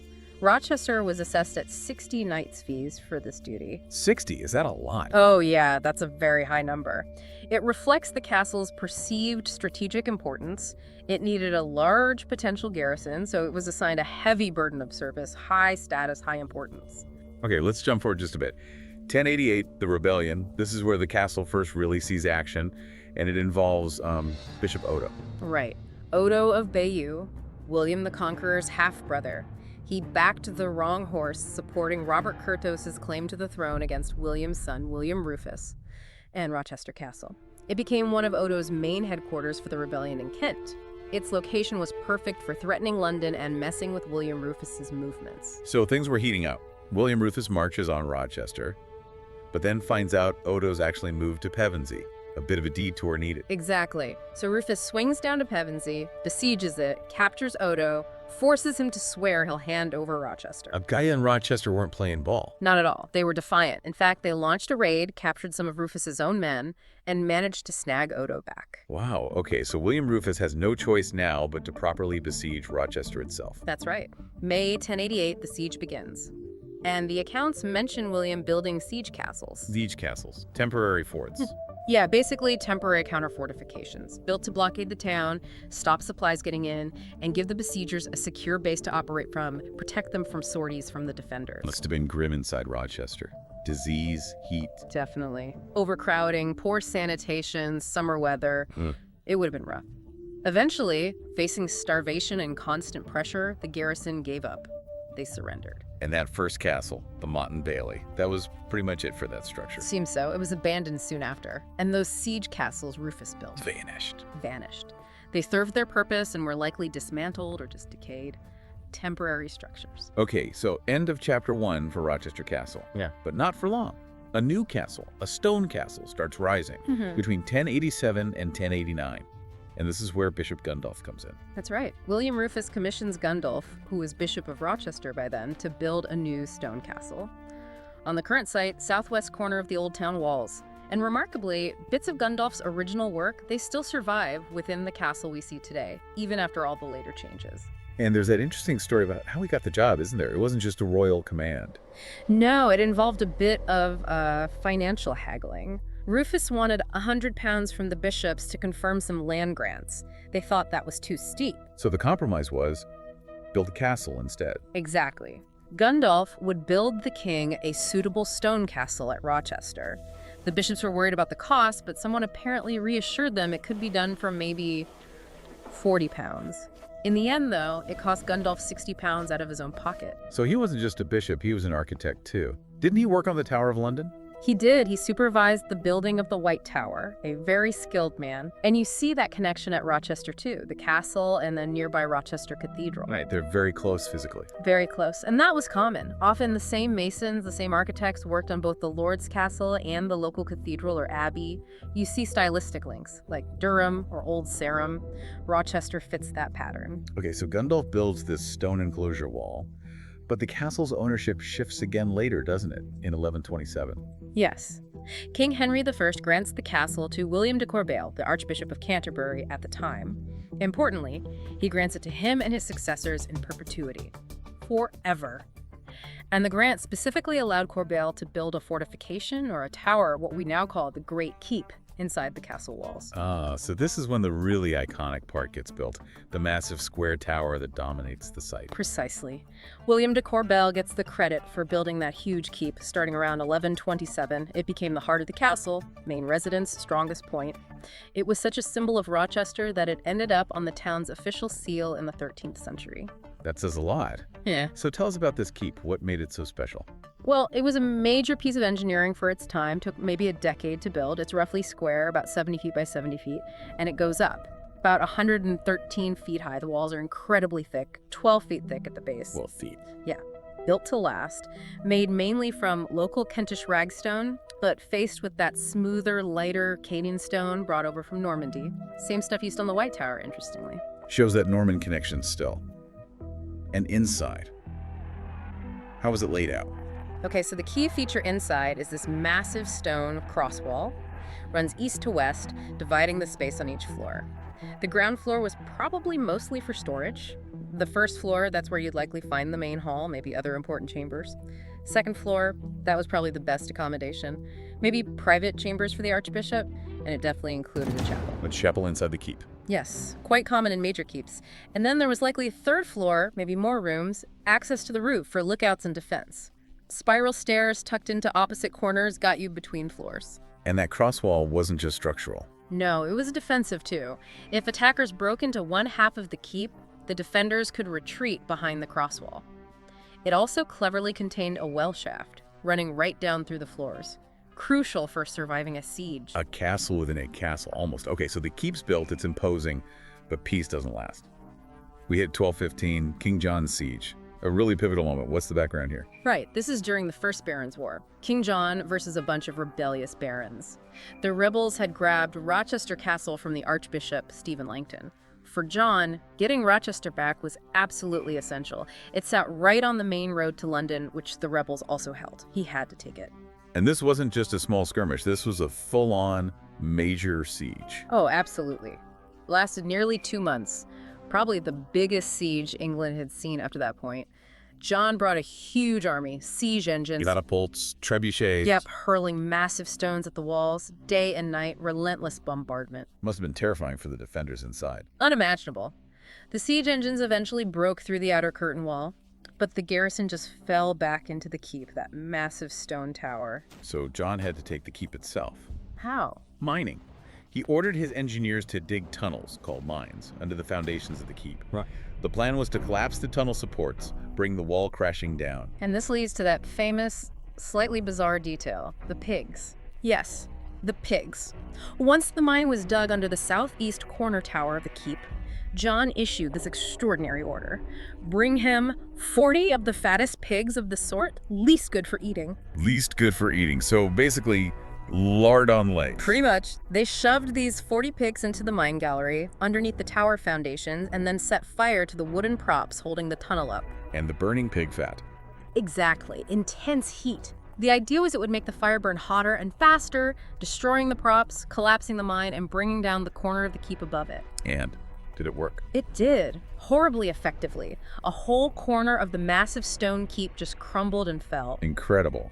And grim. No. But even then, the garrison didn't just surrender. Nope. They retreated again, pulled back behind that internal cross wall we talked about. They basically gave up the destroyed half of the keep and held out in the other half. The resilience is amazing. The conditions must have been desperate. Absolutely dreadful. Supplies ran out. They were reduced to eating their own horses. To save food, they started forcing out the non-combatants, old people, women, children.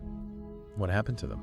Some accounts say the besiegers treated them brutally, mutilating them. A truly grim aspect of medieval warfare. So eventually, after weeks holed up in half a keep eating horse meat, they surrendered. They had to. After 7 weeks, starvation forced them out. John was initially furious, wanted to execute the lot of them for resisting so fiercely. But he didn't. No. One of his captains, a mercenary named Séverac de Montléon, apparently talked him out of it. Argued it would just make other garrisons fight to the bitter end, knowing they'd be killed anyway, and it might invite reprisals. So in the end, only one man was hanged, a crossbowman who used to serve John personally. The rest were imprisoned. What a siege. A chronicler at the time said it really shook people's faith in castles, didn't it? Yes. The commentary was that it was so hard fought, so strongly resisted, that afterward there were few who would put their trust in castles. It showed even the strongest could potentially fall. A real landmark event. But the castle didn't stay in royal hands for long after that, did it? No, briefly. In 1216, Prince Louis de France, who the barons had invited over to help them fight John, managed to capture Rochester. We don't have many details on how he took it so quickly after John's costly siege, though. So the castle is battered, damaged, changes hands again. It clearly needed major repairs. Henry III's reign. Exactly. John died in 1216. His young son Henry III took over. The war eventually ended. Rochester came back under royal control in 1217. And yes, it needed a lot of work. Henry III spent a huge sum, something like £680 between 1217 and 1237, fixing it up. Most of that went on the keep. £680 back then. That's serious investment. Shows they still valued it. What did they do? Well, they repaired the outer walls. They built a new chapel inside the bailey, repaired the hall, the buttery, the pantry, and critically, they rebuilt that collapsed southeast corner of the keep. But instead of rebuilding it square like the original, They made it round. exactly, a round tower. Maybe they thought it was stronger against mining, which was a common belief then, or perhaps just easier to build. But that round corner is still there today, a very visible scar from 1215. They also dug a ditch around Boley Hill nearby, maybe for extra defense. So patching up, but also improving. Yeah. Adding facilities. But Rochester's fighting days weren't quite over yet, were they? There's another siege in 1264. Yes, the third siege. This was during the Second Barons' War. Different set of rebels, this time led by Simon de Montfort and Gilbert de Clare. The royal commander inside was Roger de Leyburn. And this time, the rebels tried different tactics. Fire. They did. They set fire to the suburbs outside the walls. They even managed to set the King's Hall inside the castle bailey ablaze. And they tried something dramatic on the river. What that? A fire ship. They tried to send a burning ship towards the bridge over the Medway, maybe to burn the bridge or just cause chaos and distract the defenders while they attacked elsewhere. A fire ship. That sounds intense. Did it work? Doesn't seem like it broke the defense. The garrison in the keep held out, just like in 1215. After about a week, the rebels heard Henry III was coming with a relief army, so they gave up and left. But again, the castle took another battering, more damage, and this time it wasn't properly fixed for many, many years, maybe a century. 3 major sieges survived. Incredible. But after that, its military importance starts to fade. Gradually, yes. By the 14th century, it's not consistently garrisoned or maintained as a frontline fortress. We start getting surveys noting its poor condition, big repair estimates. There's even a mention of damage from a great wind, the elements taking their toll. And inevitably, people start scavenging stone from it for other buildings. The fate of many castles, though parts were still used. Seems the keep remained sort of habitable, at least partially. Famously, Elizabeth de Burgh, Robert the Bruce's wife, the Queen of Scots, was held prisoner there for a short time in 1314. A royal prisoner in a decaying castle. Quite an image. But there were some repairs later in the 14th century. Yes, prompted by a couple of things. Renewed fears of French raids along the coast during the 100 Years' War, and also the Peasants' Revolt in 1381. The castle got caught up in the Peasants' Revolt. Briefly, yes. Rebels captured and ransacked it. So afterwards, there was some investment in repairs, and they built a new tower specifically to guard the Medway Bridge crossing. A brief revival. But heading into the 15th, 16th centuries, it seems to slip into the background. Pretty much. Records are scarce for the 15th century. By the 16th, its decline is obvious. You have Henry VIII visiting Anne of Cleves there in disguise in 1540. Ah, yes, the famous awkward first meeting. That's the one. Her reaction wasn't exactly what Henry hoped for. We also see the castle ditch being rented out for pasture and stone being taken for building Upnor Castle downriver. Clear signs it's not a priority military site anymore. Becomes more of a landmark, maybe? Samuel Pepys mentions it in the 17th century. He does, notes its condition. It might have been becoming a bit of curiosity, yeah.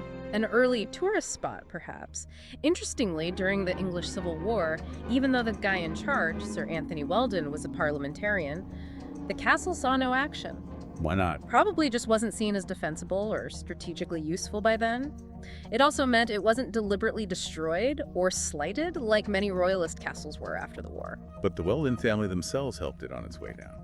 They did, unfortunately. In the 18th century, they started selling off stone from the outer walls for building materials. There were even plans, thankfully dropped, to turn it into army barracks. But maybe the most lasting image from that era is J.M.W. Turner's paintings of the ruins. Very romantic, picturesque, captures that sense of decaying grandeur. From fortress to picturesque ruin. Then the 19th century brings another change: preservation, public access. Yes, a definite shift. They laid out gardens inside the castle walls, making it more of a park. And of course, Charles Dickens lived nearby and featured the castle in his books. Great Expectations, The Mystery of Edwin Drood. Exactly. He described it so vividly. Ghost stories started popping up too, and proper preservation efforts began. Architects like Pugin studied the keep's construction. And then the town itself took it over. Yeah, in the 1870s, the Corporation of Rochester leased it, then bought it, specifically to be a public park. Through the 20th century, they cleared out later clutter, like a field gun and a tank someone had put there. More archaeology happened, like investigating Bowley Hill again. And eventually, its care passed to National Body's Ministry of Works, then English Heritage. Which brings us to today. It's protected, a scheduled monument, Grade I listed, but access inside the keep itself is limited now. That's right. Sadly, the keep's interior is too fragile for general public access at the moment. There's been talk for years about putting a roof back on it to protect it from the weather, but it's controversial. Would it change the internal climate too much? Spoil the authentic ruin feel? It's a tricky balance. But the grounds are open, people can walk around, get close to this incredible structure. So we've traced this amazing art. Let's maybe zoom back in on the architecture for a moment. We talked about the keep a lot, but what about the rest? Okay, so remember that first castle was probably Motte Bailey, maybe involving Bowley Hill somehow. Gundulph's late 11th century work gave us the main stone curtain wall. And interestingly, Parts of that wall were built right on top of the old Roman town wall foundations. History literally layered. You have to imagine the medieval view, this huge castle right next to the cathedral, dominating everything. And that Keep Corbeil's Keep really is one of the best Norman keeps left in England, isn't it? Absolutely. One of the finest and oldest. That square plan, the big corner buttresses, pilaster buttresses, technically the sheer thickness of those walls, all classic Norman military design. And the entrance, up on the first floor, reached by a four-building with a drawbridge and portcullis. Standard defensive setup, but really well executed here. Inside, that cross wall is key, dividing the space, adding strength, holding the well shaft, and the different floors for different uses. Right. Storage below, hall and chambers on the first floor, the best rooms and the chapel on the second. You can still see hints of its former grandeur, even as a ruin. Like the arched openings in the cross wall, you can tell they once had fine Romanesque columns, even though a fire gutted the interior centuries ago. And the curtain walls surrounding everything. Parts of those go way back too. Yes, especially the section along the river. That's largely Gundulf's original wall, though with later additions like openings for archers and braziers put in during the 13th century, you can see traces of a hall built against it too. The southern part of the wall is mostly a 19th century rebuild, though. And we have to mention that round tower again, the replacement for the corner, destroyed by King John's pigs. Definitely. Early 13th century, a very visible reminder of 1215. Then later, 14th century, they added two more towers, mural towers, into the eastern wall. One was fancier, used as a residence for a while, even became a cottage later on. And the whole thing originally sat within a big defensive ditch, though most of that's filled in now. It really is a structure that tells stories through its stones. Sieges, repairs, changes over centuries. It's tangible history. You can almost read the events in the architecture. Okay, let's try and pull this all together. We've traced Rochester Castle's long, often turbulent story. Norman foundation, vital strategic hub, surviving incredible sieges, architectural evolution, decline, and finally, preservation. The main thing is its sheer resilience, its centuries of importance, and the fact that magnificent keep, despite everything, still stands. And its story really reflects wider English history too, doesn't it?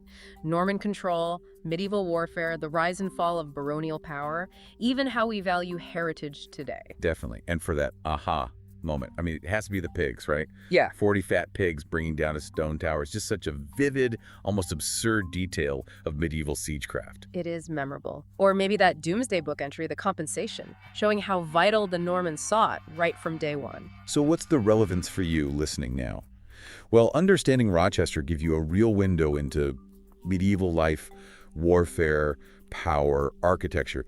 It connects you to those big historical themes. Absolutely. It makes that period feel much more real, I think. So here's a final thought to leave you with. Considering everything it's been through those sieges, the prisoners, the long decline, what other stories might the stones of Rochester Castle still hold?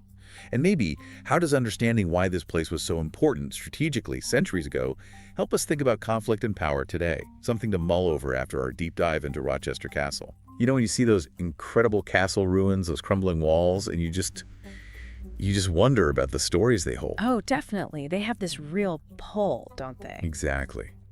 Well, today we're doing a deep dive into one particularly evocative place, Raglan Castle, over in Monmouthshire, Wales. Ah, Raglan. Yeah, it's interesting because it's not your typical early medieval fortress, is it? It's much later. Right, built mostly between the 15th and early 17th centuries.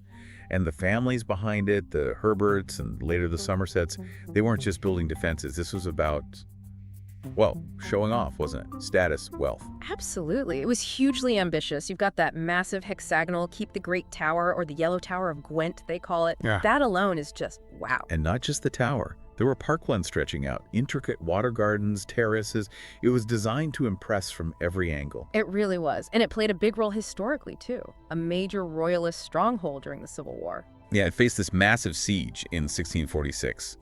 And afterwards, it was deliberately damaged, slighted, they called it, so it couldn't be used again militarily. But even as a ruin, it kind of captured people's imagination, eventually becoming this major tourist spot. So that's our mission for this deep dive, to really get under the skin of Raglan, look at its history, the incredible architecture, and the lives of the people who built it and lived there. Sounds good. Where should we start? Maybe before the Grand Castle, we know? Good idea, because the site itself was important long before the Herberts arrived, right? After the Norman invasion. That's right. Strategically significant, William Fitzosborne, the Earl of Hereford, got the lands. And there's a strong suspicion, maybe some archaeological hints like a ditch, that there might have been an early motte and bailey castle there. Just a basic Norman setup initially, perhaps. Probably. Then later on, from the late 12th century up to the late 14th, the Blois family held it. And they built a manor house. They did, yeah. We're not exactly sure where, but they had a manor and started creating the parkland around it. By the late medieval period, you've got these big deer parks, Home Park and Red Deer Park, shaping the landscape. So an established estate, even before the castle really took off. Exactly. The big change comes in 1432 with Sir William F. Thomas. The man who started it all, really. Pretty much. He wasn't top-tier nobility initially, but definitely a shrewd political player. He managed to acquire the Raglan Manor. He was already living there as a tenant, actually. Clever move.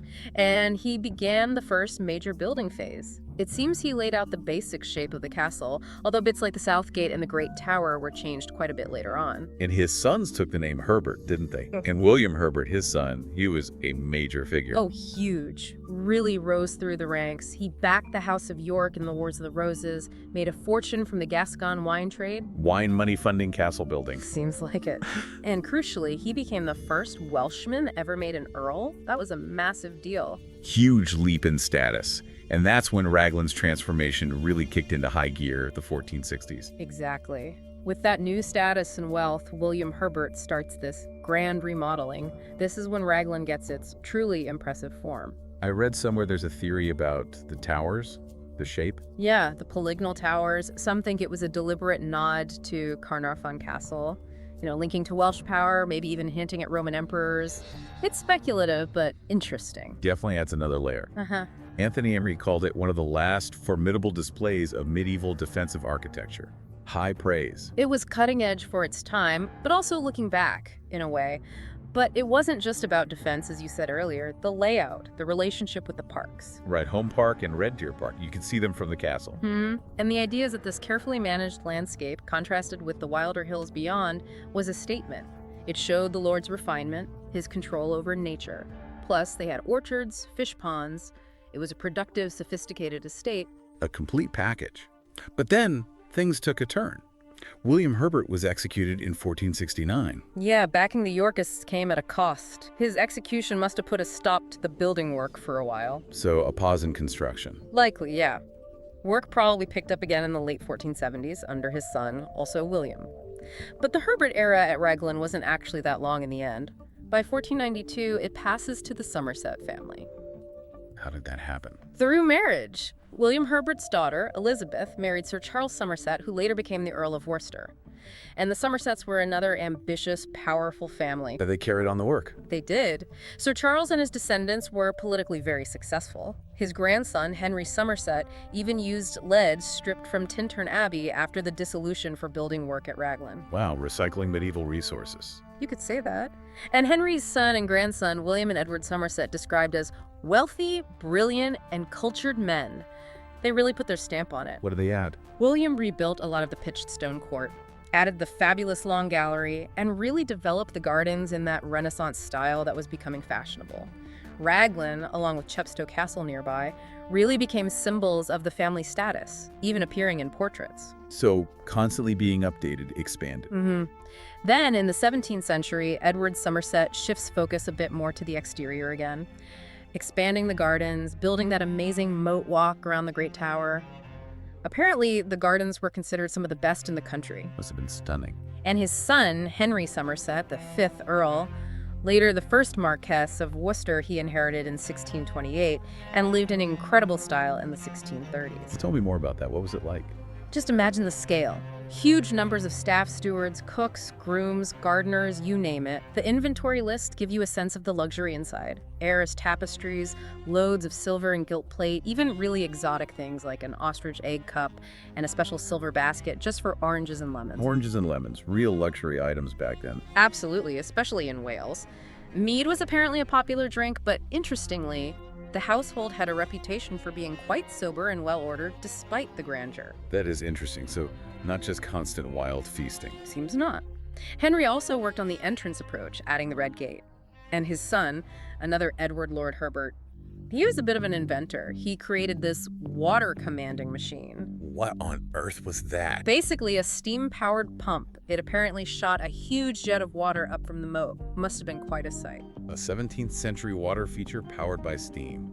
Amazing. But this period of luxury didn't last, did it? The Civil War was looming. Exactly. 1642, the First English Civil War breaks out. And Raglan, under the staunchly royalist Henry Somerset and his son Edward, becomes a really important royalist garrison. King Charles I even sent his son Prince Charles, the future Charles II there, right? He did, trying to rally support. Henry was rewarded for his loyalty by being made Marquis of Worcester, but being such a prominent royalist base created problems locally. Religious tensions, too, I imagine. Yes, tensions with more parliamentarian and Protestant areas nearby. And there's that great story about Lord Herbert's steam engine. Apparently, it scared off a local group who came wanting to search the castle for arms. Early tech as a deterrent. Brilliant. So they started seriously upgrading the defenses. They had to. They built modern earthwork bastions outside the main walls, set up a powder mill inside, and brought in a garrison of about 300 men. It cost a fortune, something like 40,000 pounds. That's serious investment. Huge. They put heavy cannons in the new bastions and lighter artillery pieces up in the towers. Lord Herbert was also involved in the wider royalist war effort. And Charles I himself visited again. Twice, yeah, in 1645 and 1646. Apparently he played bowls on the castle green during one visit, trying to maintain some normality, perhaps. Hard to imagine playing bowls with the war raging. But the royalist cause was fading by then. It was. The Marquess started moving valuables out to Troy House nearby for safekeeping. Lord Herbert was eventually captured elsewhere, and it became clear Raglan itself would be targeted. So they prepared for a siege. Beefed up the garrison to maybe 800 soldiers, cleared trees and buildings outside the walls that could give cover to attackers, stockpiled supplies. The castle became packed, not just with soldiers, but family members, other royalist refugees. And the siege began. Early June 1646, parliamentarian forces under Colonel Morgan and Sir Trevor Williams arrived. They demanded surrender, the Marquess refused, and the siege began properly. It lasted all summer. A long standoff. Then in August, General Fairfax Parliament's commander-in-chief arrived with reinforcements and, crucially, heavy siege mortars, including possibly the famous one called Roaring Meg. Roaring Meg, that sounds ominous. It was. Those mortars could lob shells over the walls right into the castle courtyards. It made the situation inside untenable. So the Marquess had to surrender. Yeah, there was no real choice left. He surrendered on August 19th. The terms for the garrison were actually relatively generous, allowing them to march out. But not for the Marquess himself. No. He was arrested, taken to Windsor Castle, and died just a few months later. But apparently his last words were something like, he'd have a better castle in death than the one they took from him. Still defiant. A poignant end. And what happened to Raglan immediately after the surrender? The slighting. Fairfax ordered it to be slighted, deliberately damaged to make it unusable.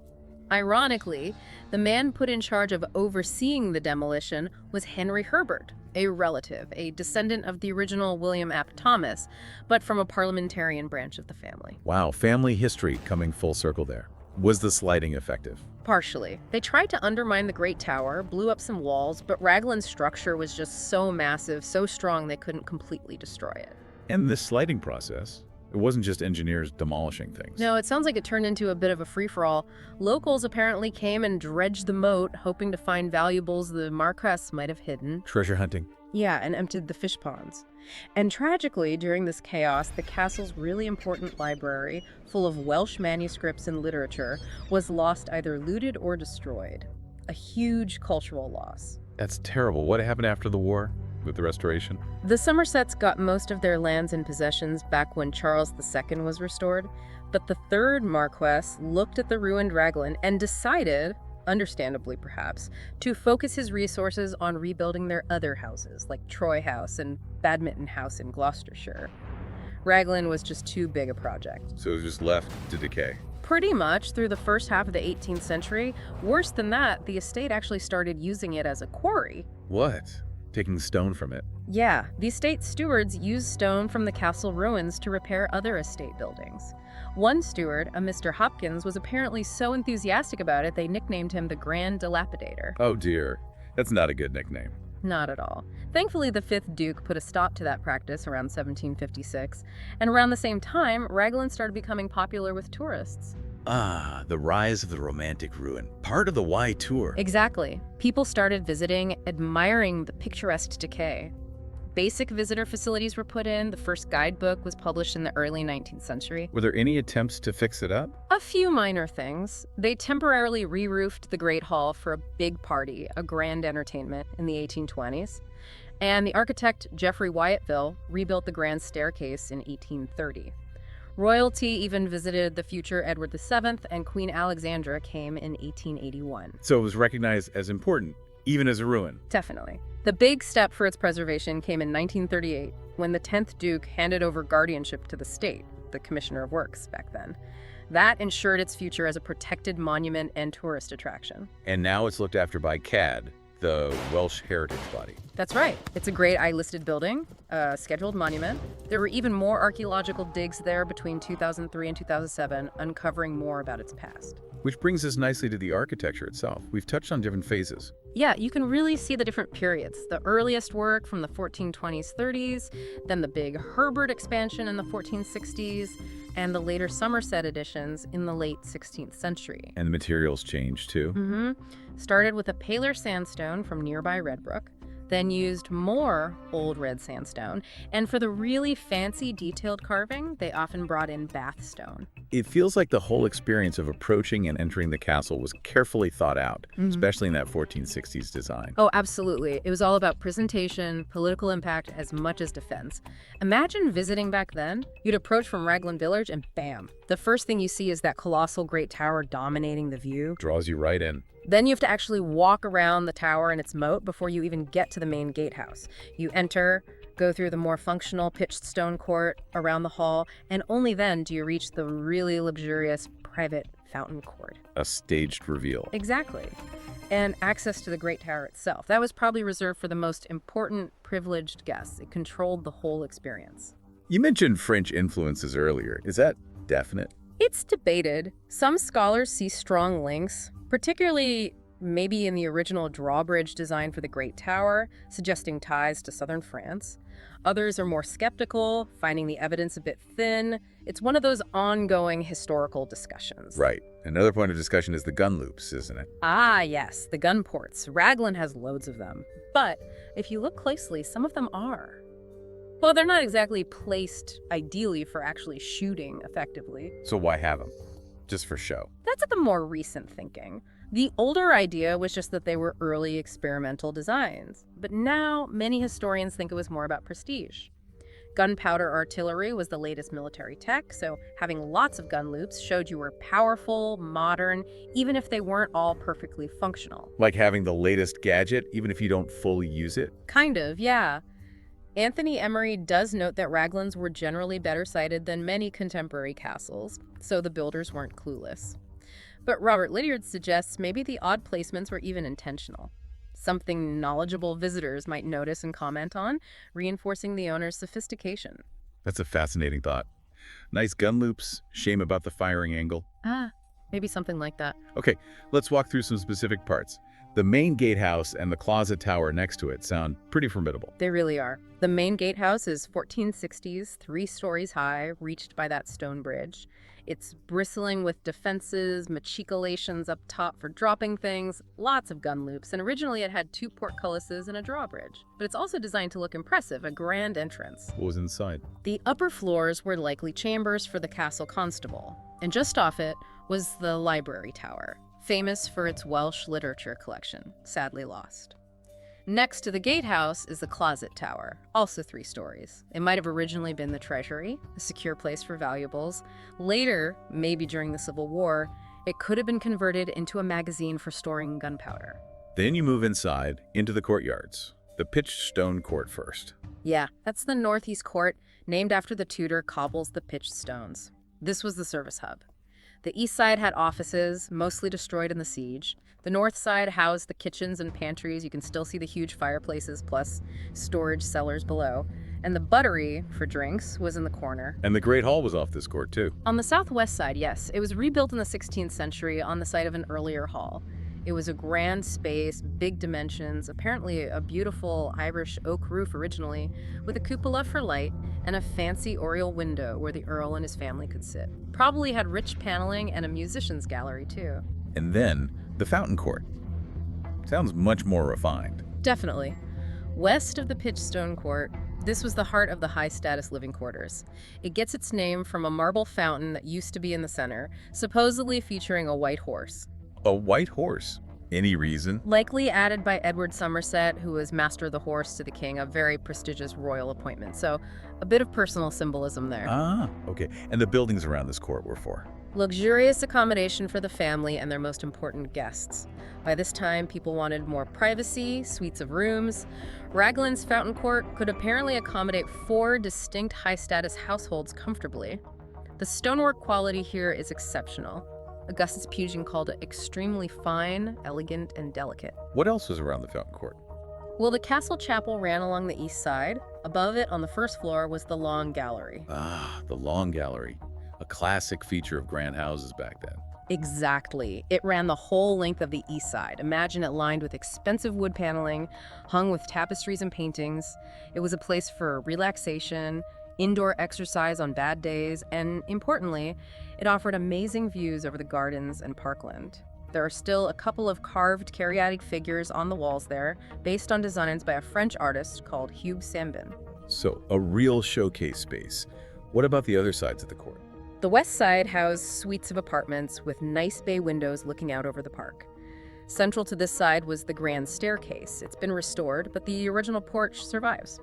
John Newman, the architectural historian, said it had a grandeur hard to parallel in 15th century England. High praise indeed. And the apartments beyond the staircase, further west, offered even more privacy. You also had the south gate in this area that was actually the original main entrance to the castle before the 1460s rebuild. It has beautiful fan vaulting inside like you see in Gloucester Cathedral cloisters. Later, it just became an entrance to the bowling green. So many layers of history. Were there dining rooms and parlors here too? Yes, the 16th century parlor and dining room were located here, probably on the ground floor. These were important spaces, semi-private, but still places to entertain and impress. They would have been richly decorated with carved wainscoting and elaborate chimney pieces. And the family's most private rooms were likely above these, overlooking the Great Tower. You can still see some of their carved stone badges and shields on the walls, similar to those at places like Warkworth or Beeston Castle. It's all about displaying lineage and power. And finally, the Great Tower itself, standing apart. The Yellow Tower of Gwent. It's probably the most iconic part of Raglan. Detached, surrounded by its own moat, linked by a bridge to the fountain court. It's a fantastic example of that late medieval fashion for tower keeps. Not just defensive towers, but luxury residences. Exactly. Norman Pounds called them places designed to allow very rich men to live in luxury and splendor. Probably started in the 1430s or 40s, maybe on the site of an earlier Norman moat. It's hexagonal, originally 3 stories high, and probably had machicolations at the very top. And it was self-contained. Designed so the lord could retreat there if needed, with its own water supply, storage, and luxurious living quarters. The original way in was via a special type of drawbridge, a bascule bridge, possibly based on French designs. It even had 2 separate walkways, a narrow one for servants, a wider one for the family. That's quite specific. It was distinctive enough that the Herberts actually used the bridge as their family badge or emblem. Oh, way. Yeah. But that fancy drawbridge was replaced in the 1460s rebuild with the grander stone bridge we see the remains of today. Around the same time, they added that lower apron wall around the base of the tower with 6 little turrets. And the moat walk. That was part of the 1460s redesign too. They created this walkway around the tower within the moat. The niches for statues were added later in the 17th century, giving it that classical touch. And the moat itself was probably stocked with fish. Sounds incredible. What about the wider landscape, the gardens? You can still see the main structure of the 16th and 17th century gardens, especially the long terraces north of the castle. Originally, they would have been much more elaborate, formal knot gardens, maybe Italian-style sculptures, carved stone balustrades, perhaps something like the famous Lost Gardens of Nonsuch Palace. Wow. Are there other traces? Some drainage ditches hint at where the extensive water gardens were lower down, but those are mostly gone now. The bowling green, though, beyond the south gate that still survives. And the deer parks. They were eventually turned into farmland, probably by the 19th century. So today, Raglan sits mainly amongst fields. But the historical significance of the whole designed landscape gardens and parkland is recognized. It's listed grade the first, just like the castle itself. So wrapping it all up, Raglan's story is just immense, isn't it? It goes from this strategic site to this incredibly luxurious, almost palace-like residence. Then plays this dramatic role in the Civil War, gets besieged and slighted. And then transforms again into this captivating ruin that sparks the imagination. It really is a powerful testament to the ambition of those families, the Herberts and the Somersets, and the sheer architectural vision involved. Even as ruins, the scale and the quality just shine through. It really does make you wonder, doesn't it? What must it have been like to walk through those courts when the fountain was playing, or to see the long gallery filled with tapestries, or even, on a darker note, to feel the ground shake during that Civil War siege? Absolutely. It's one of those places that echoes with history. It really invites you to imagine those past lives and maybe even question what stories these stones still hold if you listen closely enough. There's a certain magic in standing before something truly old, isn't there? You know, that sense of just countless moments unfolding right before these very stones. Oh, definitely. And that's precisely where we're headed today, getting deep into the history of Berkely Castle in Gloucestershire, England. A site that genuinely takes you back. Centuries back. We're talking about a medieval castle, roots stretching all the way to the 11th century, and incredibly, it's still owned by the same family for most of that time. Well, apart from a brief Tudor bit. Right. And it's grade I listed, which tells you something about how important it is. Absolutely. Speaks volumes about its irreplaceable historical value. And for you, our listener, maybe you want to cut through the noise, get the real essence of a place like this. Well, that's what we're here for today. Yeah, we're going to try and pull out the most compelling stories, the key insights from Berkely Castle's long and often pretty dramatic existence. Our mission then, I suppose, is to uncover those key turning points, the enduring legacy of Berkely Castle, really from its foundations right up to its place in the world today. Sounds good. Where do we start? Okay, let's go right back. The beginning. Just after the Norman conquest. So around 1067, we see the first castle being built here, William Fitzosborne. That's the one? And it would have been, the classic early Norman style, a motte and bailey. So a mound with a wooden tower, defended courtyard sort of thing. Exactly that, raised earth mound, tower on top, courtyard next to it, standard practice then. And that initial fort, it was held by the de Berkeleys, 3 generations of them. Yes, all named Roger, funnily enough, and it was these early de Berkeleys who actually started rebuilding it in stone, early 12th century, beginning to shape the castle we sort of recognize now. But then, history happens, the Plantagenets rise, and the de Berkeleys find themselves, well, on the wrong side. Precisely. In 1152, the last of those early Rogers, he made a, let's say, crucial miscalculation during the anarchy, the whole Civil War mess. Right, who gets the throne. Yeah. His loyalty wasn't with the emerging House of Plantagenet. Big mistake. Mm-hmm. And as a consequence, bang, dispossessed, lost his lands, his titles. Ouch. Backing the wrong horse really cost him. Yeah. So who comes out on top? A Plantagenet supporter, I'm guessing? You guessed it. The feudal barony of Berkely was then granted to a chap called Robert Fitzharding, very wealthy, influential burgess from Bristol. Ah, a local power player. Definitely. And a staunch Plantagenet man. And this is really significant because he and his wife, Eva Fitzharding, they founded the Berkely family that, still owns the castle today, for the most part. Wow. The continuity is just amazing. It really is. An almost unbroken line stretching back, 8, 9 centuries? Incredible. And this new ownership, Fitzharding, it kicks off a major phase of stone construction. Was it mainly for defense? Better than wood? Oh, definitely a major factor. Stone just offered so much more resistance to attack, compared to timber. So in 1153 or 1154, Fitzharding gets a royal charter from King Henry II, basically the green light to rebuild in stone. And he starts with that circular shell keep, probably built right on top of the original earth moat. That was between 1153 and 1156. So that impressive round tower, it's been standing there for nearly 900 years. What does that say about the builders back then? It speaks volumes, doesn't it? The skill, the foresight, using durable materials, sound construction, it's why it's lasted. Now, after the keep, the outer defensive walls, the curtain walls, they likely went up between 1160 and 1190. That was Robert and his son, Sir Maurice Berkely.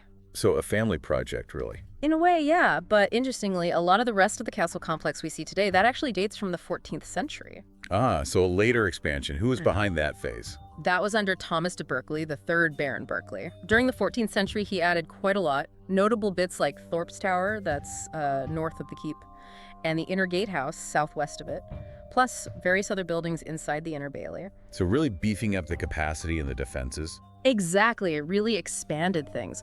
So the castle, it's like this fascinating layer cake of medieval design and construction across different centuries. Yeah, a physical record of changing needs, changing styles. But Berkely Castle is probably most famous or maybe infamous for one particular event. Really dramatic, really grim. Yeah. The death of King Edward II. Ah, yes. A truly pivotal and, like you say, a pretty gruesome moment in English history. So, by 1327, King Edward II, he'd been deposed by his own wife, Queen Isabella, and her ally, Roger Mortimer. Nasty business. Very. Edward was then put in the joint custody of Thomas de Berkely, same guy who did the 14th century building work, and another man, John Maltravers. And they chose Berkely Castle as the place to keep him. He was there for, what, about 5 months? Roughly, yeah. April to September 1327. And it wasn't quiet. There was at least one recorded attempt by Edward's supporters to actually rescue him. Really? A rescue attempt? Yes. So the whole period was clearly fraught with tension. There are even some more speculative ideas that maybe they moved him around different places to stop rescue attempts before bringing him back to Berkeley in September. Wow, real cloak and dagger stuff.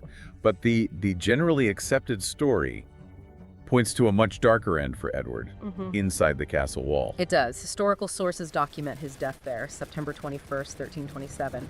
And one particularly vivid account, though quite disturbing, comes from Holinshed's Chronicles, published much later, 1587, but drawing on earlier writings. Right, Holinshed, this is where the story gets really horrible, isn't it? What did Holinshed claim was the method? Well, Holinshed describes this secret act, middle of the night. The killers supposedly went into Edward's room while he slept, held him down with heavy bedding. Some versions even mention a table being shoved on top of him. Jesus. And then, the horrific bit, they allegedly inserted a horn into his anus, and then forced a red-hot spit, or maybe a plumber's iron, something. A trumpet pipe was used as a sort of funnel deep into his body. Oh my God. The idea, apparently, was to cause fatal internal injuries, but leave no marks on the outside, no obvious signs of violence. That is just stomach churning. And Holinshed also says his cries, they were heard outside in the town. Yeah, agonizing cries heard throughout the castle, even reaching the town of Berkeley itself. It must have been terrifying. Holinshed writes that many people, hearing his wailful noise, were filled with compassion. Some even said they woke up, heard the screams, and prayed for him, knowing something awful was happening. That image, the red-hot poker, the suffocation, it's certainly stuck in popular culture, hasn't it? Marlowe's play, Edward II. Absolutely. Marlowe depicts the murder at Berkeley, and that imagery has become, really ingrained the popular version of events. You can still see the place today, the supposed cell. You can. Visitors are shown the room said to be where he was held and, supposedly murdered. And right next to it, there's this incredibly deep dungeon, like 36 feet down. Graham. And local folklore, well, it even claims you can still hear echoes of that night on September 21st each year. Gives you chills. Holinshed also mentioned the conditions Edward was kept in before he died were pretty bad. He did. He recorded that his captors lodged the miserable prisoner in a chamber, a foul, filthy dungeon, full of dead carrion, trusting so to make an end of him, with the abominable stench thereof. So basically trying to kill him with the smell. It seems they hoped the appalling conditions might finish him off naturally, but Edward apparently endured it for quite a while. Tough man. So the official story given to Parliament, slightly different. Oh, completely different. The official line was a fatal accident. But Holinshed and other sources, they strongly suggest a deliberate cover-up, a murder disguised. But the truth, or strong rumors at least, must have got out. What actually happened to Edward's body afterwards? Well, his body was embalmed. Then it lay in state at Berkeley, in the Chapel of St. John, that's inside the keep, for a whole month. After that, Thomas de Berkeley himself escorted the body to Gloucester Abbey for burial. Thomas de Berkeley escorted it. What happened to him? Surely he faced some questions, being one of the custodians. Oh, he did. He was later formally charged, accessory to murder. But his defense was clever. He claimed Roger Mortimer's agents did the deed while he, Berkeley, was conveniently away from the castle. Convenient indeed. Did it work? Amazingly, yes. In 1337, he was acquitted of all charges. He managed to legally distance himself from the actual act. Wow. A dark, complex chapter. But the castle story didn't end there, obviously. It keeps going through history. Not at all. Just a few decades later, actually, 1384. Catherine, Lady Berkely, she was the wife of that same third Baron, Thomas City. She did something really remarkable for the time. Oh, yeah. What was that? She founded Catherine Lady Berkeley School. Highly unusual for the medieval period, one of the very first people in England to set up a fully endowed school.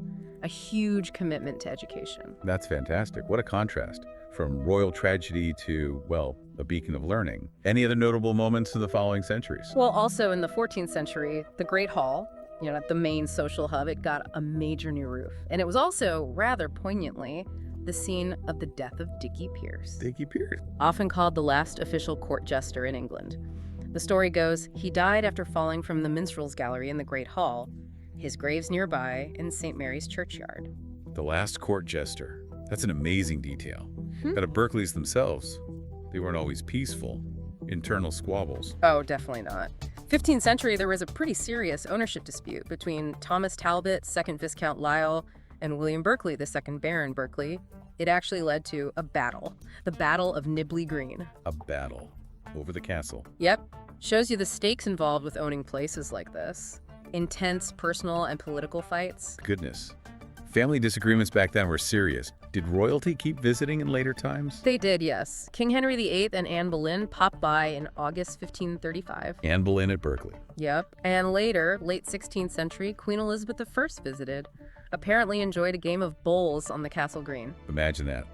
Elizabeth I playing bowls where Edward II, well, quite the contrast. It really paints a picture of time passing, fortunes changing.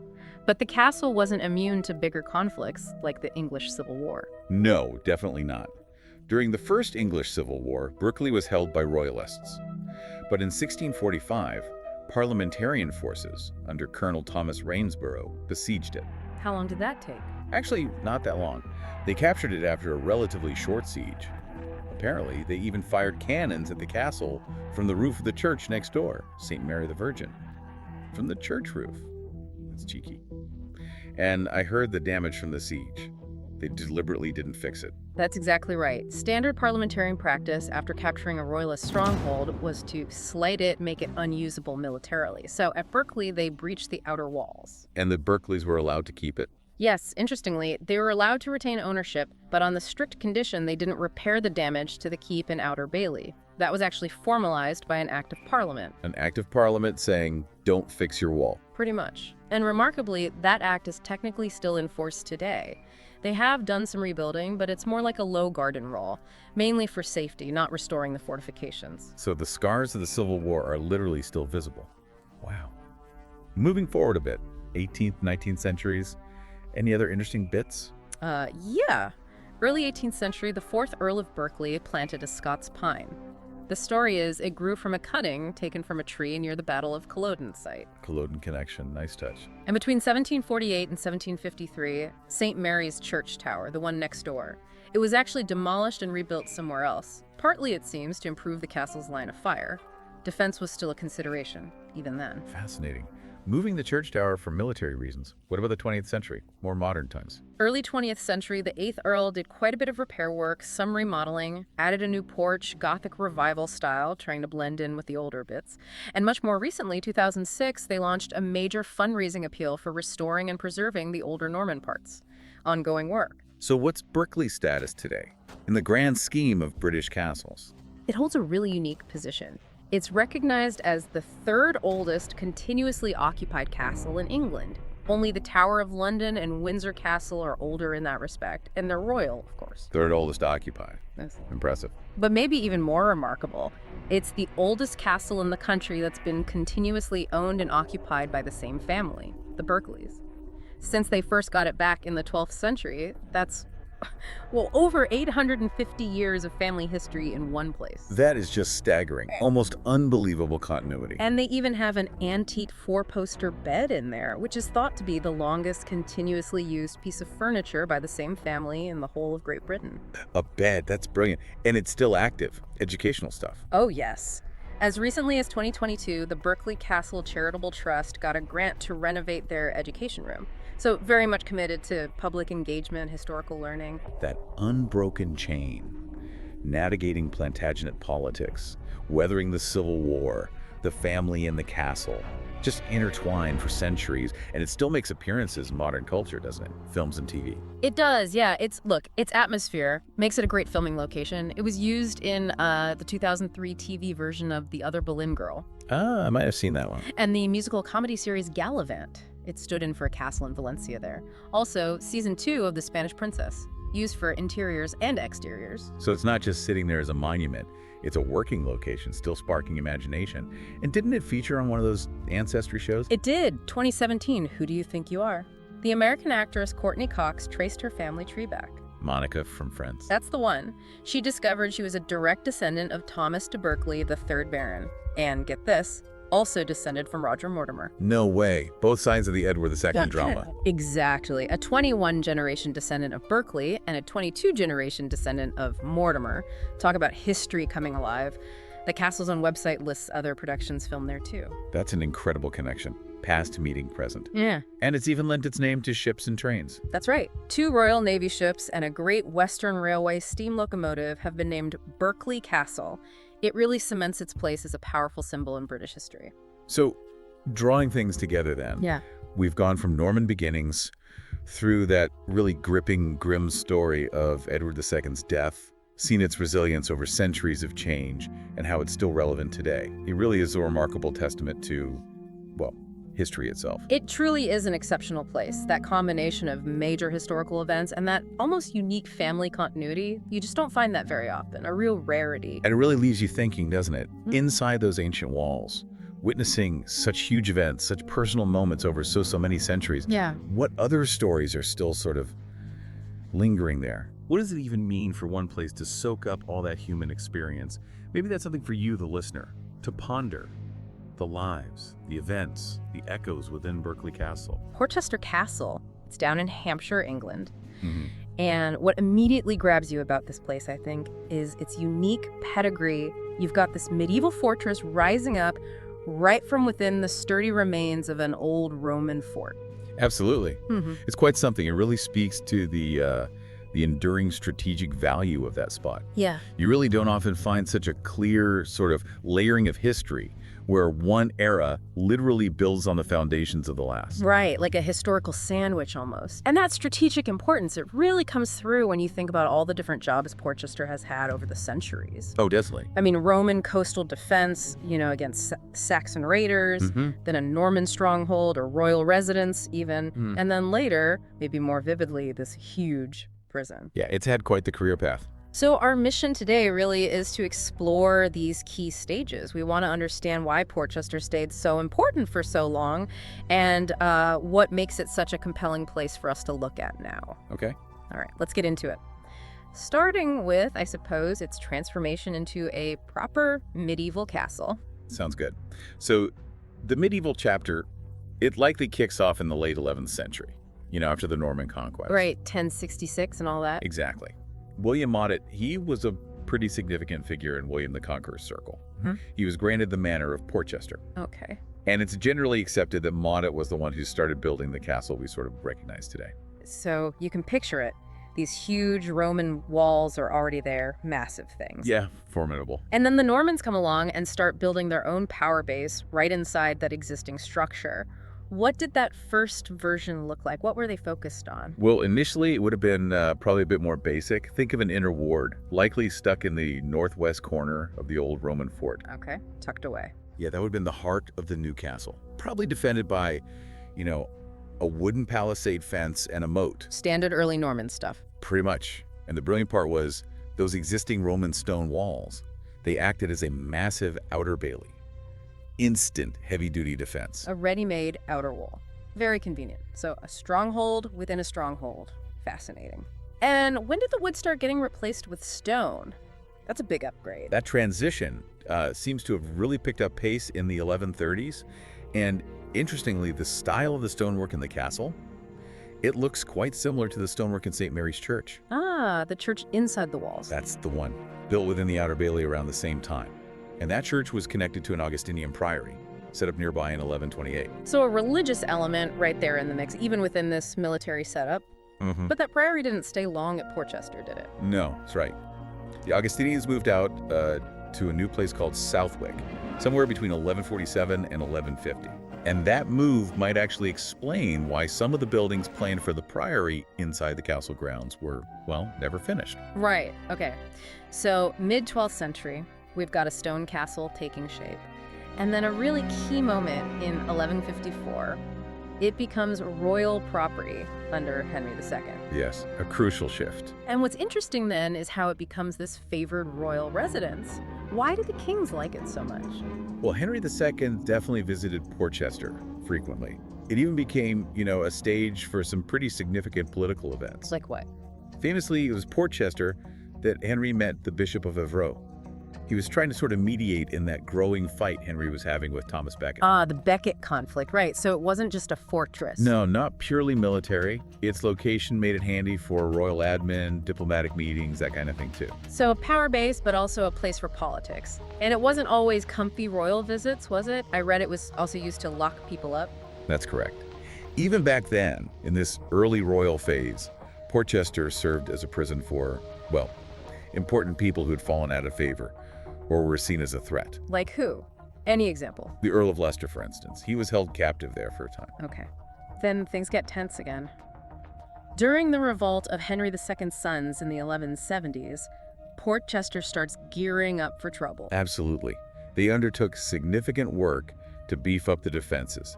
This included building catapults, proper siege engines. Wow. And they significantly increased the size of the garrison station there. That shows you just how important the crown thought it was to keep a firm grip on Portchester during that internal rebellion. Right. Fast forward a bit to King John. He seems to have really liked Portchester. Why was he there so often? King John definitely spent a lot of time at Portchester. Partly it was because it was close to the Forest of Beer, which made it a good base for hunting trips. Royals loved their hunting. But maybe more importantly, Portchester was a key departure point for his campaigns. His repeated attempts to try and win back Normandy from the French in the early 13th century. The connection to France again. Exactly. And it's actually quite poignant when you think about it. It was apparently within those very walls in 1204 that he got the final news that Normandy was lost for good. Wow. A huge moment in English history happening right there. Major turning point. And the castle's dealings with the French weren't finished then, were they? Not at all. During the First Barons' War, after King John sealed Magna Carta and things went sour again, the rebel barons actually offered the English throne to Prince Louis of France. Right. And Louis's forces, they managed to capture Portchester in June 1216. So the French held it? They did, but only temporarily. The castle was recaptured in the spring of 1217. John had died by then, and the whole political situation shifted. Okay. And even under the next king, Henry III, the dream of getting Normandy back wasn't quite dead. Portchester still played a role. It did, yeah. It continued to be used as a strategic staging post for troops heading over the Channel. But then, it seems the castle kind of fell into a period of neglect for a while. Why was that? Resources stretched? Pretty much. Yeah. For a lot of the 13th century, royal focus and money were just directed elsewhere. And Portchester's defenses seemed to have suffered because of it. Until the threat of a French invasion popped up again in the early 14th century under Edward II. Then, suddenly, there was a big injection of cash, over £1,100, which was a massive sum back then. Right. What did they spend it on? A lot of repairs, reinforcing things. They remodeled some buildings in the inner ward, extended the outer gatehouses. Suggests they were really trying to get its military function back up to scratch. But even with all that money spent, it wasn't perfect. Apparently not. Okay. There was a survey in 1335 that found quite a few buildings inside were still dilapidated. And even the old Roman south wall had been damaged by the sea, by erosion. Coastal sites always have that problem. They do. Yet despite these issues, Edward III famously gathered his huge army at Portchester. We're talking maybe 15,000 men. 15,000. In June 1346, right before he sailed off for the campaign in France that led to that massive English victory at Crecy. Wow. Imagine the sight. 15,000 soldiers crammed inside those Roman walls. Must have been incredible, an absolute hive of activity. Then later that century, under Richard II, we see more building, royal apartments this time. Yes, between 1396 and 1399, Walter Walton, a master mason, oversaw the work. These apartments were built to sort of reinforce Portchester's status as a royal residence. So important for the royals personally. Exactly. And you can still see the ruins of those apartments today. They give you a real connection to that period. But maybe one of the most dramatic things to happen there during its royal phase, that was the Southampton plot in 1415. Ah, yes. A really big one. Just as Henry V was getting ready for his big campaign in France, the Agincourt campaign, immortalized by Shakespeare, Right. a plot to overthrow him was uncovered right Okay. there at Portchester. No kidding. Yep. The main conspirators, the Earl of Cambridge, Lord Scrope, they were arrested at the castle. Wow. High drama. It really underscores that even into the early 15th century, Portchester was still a vital royal and military center. A nerve center, almost. So quite a journey already. Norman fort, inside Roman walls, royal palace, political stage, military launch pad. But its story changes gear again, doesn't it? It becomes primarily a prison. Yes, that's the next major chapter. From the late 17th century onwards, its main job really becomes holding prisoners. When did that start in earnest? We see a clear example during the Second Anglo-Dutch War in the 1660s. About 500 Dutch prisoners of war were locked up there. 500. Where did they put them all? Some were even housed inside St. Mary's Church, which unfortunately led to a fire damaging the church. Oh dear. Putting prisoners in a church, that really shows how its function had shifted, and maybe just how desperate they were for space. It does. It really highlights how the state's changing needs just dictated what happened to the castle. And this prison rule continued and even got bigger in later wars. Oh yes. During the War of the Spanish Succession, early 18th century, the Crown actually leased Portchester, specifically to hold prisoners. Leased it out. Okay. But the really big period for it as a jail was during the Napoleonic Wars in the 19th century. Right. Lots of prisoners then. An incredible number. At its peak, it held over 7,000 French prisoners of war. 7,000. Inside those walls. 7,000. Just imagine trying to manage that many people in that space. The logistics must have been mind-boggling. Absolutely staggering. Was there like a hospital for them? Yes, there was a dedicated prison hospital. It was located just outside the main walls, along what's now called Hospital Lane. And the building is still there. It is, yeah. Yeah. A private house now called Portchester House. But sadly, for those prisoners who died, Yeah. they were often buried in the tidal mudflats just south of the castle. And sometimes, even today, storms uncover their remains. Gosh, that's pretty grim. A somber reminder of that time and the human cost. A very somber reminder. So let's move to the present day. Thankfully, it's not a prison anymore. What's Portchester Castle like now? Well, today it's a really popular and important visitor attraction. English Heritage looks after it now. Okay. Inside the Inner Bailey, they've got displays and exhibits that walk you through its incredibly long history. And the wider area, the Outer Bailey and grounds, people use it for all sorts of recreation. School trips go there, people go angling off the seawall. So it's found a new life. Education, leisure. Exactly, a complete contrast to its more difficult past in some ways. And its historical importance is officially recognized. Oh, absolutely. It's both a scheduled monument and a Great Eye listed building. That highlights just how significant it's considered nationally and why it needs protecting. And who actually owns it? Still the Crown. Interestingly, no. The ownership has actually been with the local Southwick estate since the 17th century, even though English Heritage manages the public side of things. Huh. Okay. It's just amazing how one place can hold so much history, spanning so many different eras. And we have to remember where it all started. That Roman fort, Portus Saturni. Indeed. We can't forget the Romans.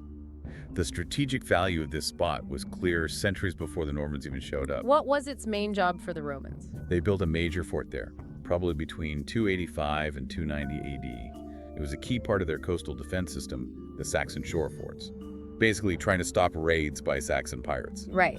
And protecting Roman shipping. Exactly. It would have been a vital base for the Roman fleet patrolling the south coast of Britain. And it's unusually well preserved for a Roman fort from that time, isn't it? It really is. Okay. Portchester is considered one of the best preserved Roman forts north of the Alps, Wow. which makes the way its walls were then used by the medieval builders even more significant, both architecturally and historically. The Normans weren't just picking a random spot.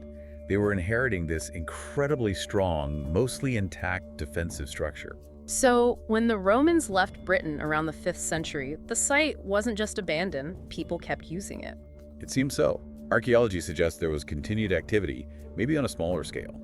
They found remains of a a 10th century hall and tower inside the walls. Anglo-Saxon period? Yes, indicating some kind of high-status residence back then. Yeah. And also, in the early 10th century, under King Edward the Elder, Portchester was developed as a burh. A fortified town. Essentially, yes. Yeah. A key part of the defense network against Viking attacks. So those Roman walls just kept on proving their worth, centuries after the Romans had gone. Incredible resilience. You can really see it when you look at the castle, can't you? Those distinctive D-shaped Roman towers. Yeah, classic 3rd century Roman military style. Just seamlessly built into the later medieval castle walls. It's a fascinating mix of styles, all driven by that constant need for defense. Precisely. The medieval builders clearly saw the strength and the advantage of what was already there. They adapted it, built onto it, and created their own powerful stronghold. Okay, finally, I have to ask about the local legend. This story about Pontius Pilate. Ah, yes, the Pontius Pilate story. Is there anything to it? Well, it's certainly a colorful bit of local folklore. The story goes that Pilate, late in life, sought refuge at Portchester, sailing in from the sea. Seems unlikely. It's a, let's say, imaginative tale that's stuck around in local tradition. But unfortunately, there's absolutely no historical evidence to back it up. Still, it adds another layer of, mystique to the place. It certainly does. So Yeah. just to wrap things up, the story of Portchester Castle is just extraordinary, isn't it? It really is. From its beginnings as this vital Roman coastal defense, through its whole medieval life as a castle and royal center, then shifting to become this major prison, it just holds so many layers of British history within those walls. Absolutely. And that unique combination, that physical blend of Roman and medieval architecture, it's such a powerful, visible reminder of this incredibly long and varied past. It really makes you think, doesn't it? How the changing strategic needs of this one location over centuries shaped not just the buildings, but the lives of everyone connected to it, kings, soldiers, prisoners. Thousands of lives. What other secrets, what other stories might those old stones still hold? Something for you to ponder. Thanks for taking this deep dive with us today. We're heading over to East Sussex, England, to really dig into Pevensey Castle. Now, this isn't just, your average pretty medieval ruin. It's somewhere really special, where you get Roman history right alongside, believe it or not, World War II history. It's quite the mix, isn't it? Pevensey is just this incredible witness to history. It stands on the actual foundations of a Roman-Saxon shore fort and Aritum. And it's looked after by English Heritage now, so you can visit. But what we want to do today is sort of, pull out the really fascinating bits, the key moments that make this place so unique. Right, a shortcut to understanding its whole long story. Because the timeline is kind of staggering, isn't it? Yeah. Romans building around 290 AD. Yeah, late 3rd century. Then the Normans show up in 1066, basically setting up shop inside the Roman walls. Then it gets abandoned later on, Around the 16th century, yeah, falls into ruin. only to be re-garrisoned in the 20th century. Like history just keeps circling back to this one spot. It really does, and that's what makes Pevensey so compelling. It's not just one story, it's layers upon layers. So think of this as our journey through the essential bits, the history and the structure that tell Pevensey's tale. Okay, let's start at the start then. Roman Andretum. Why there? Why did the Romans pick that spot? Around 290 AD. Well, this is where it gets interesting straight away. There's a strong theory backed by coin finds, actually. Coins! Yeah, coins of Carausius and his treasure Electus, found right in the foundations. Carausius was a Roman general who, he declared himself Emperor of Britain and Northern Gaul. A rebel emperor. Pretty much. So the thinking is he might have actually commissioned Andretum. It adds a bit of drama right from the beginning, doesn't it? A breakaway state-building defenses. Definitely does. Yeah. And Andretum was one of the Saxon shore forts. Now, I always thought they were just about keeping Saxon pirates out. That's the sort of traditional view, yes, defending against coastal raiders. Yeah. But there's another angle, especially if Carausius built it. Some historians argue he might have been building these forts, or at least strengthening them, as a defense against Rome, consolidating his breakaway empire. Ah, so it could be both. Defending his patch from pirates and the official Roman forces. It's certainly possible. Makes it a more complex picture than just coastal defense.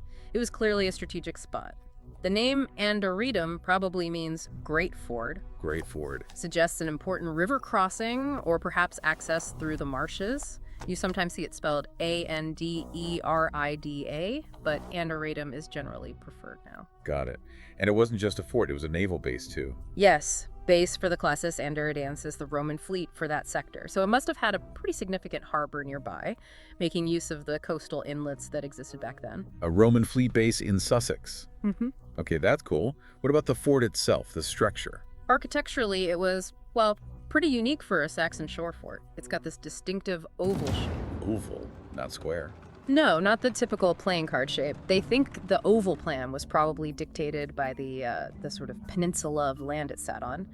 And it was big, the largest of the Saxon shore forts. The walls were seriously impressive. How impressive are we talking? We're talking up to maybe 9.5 meters high originally.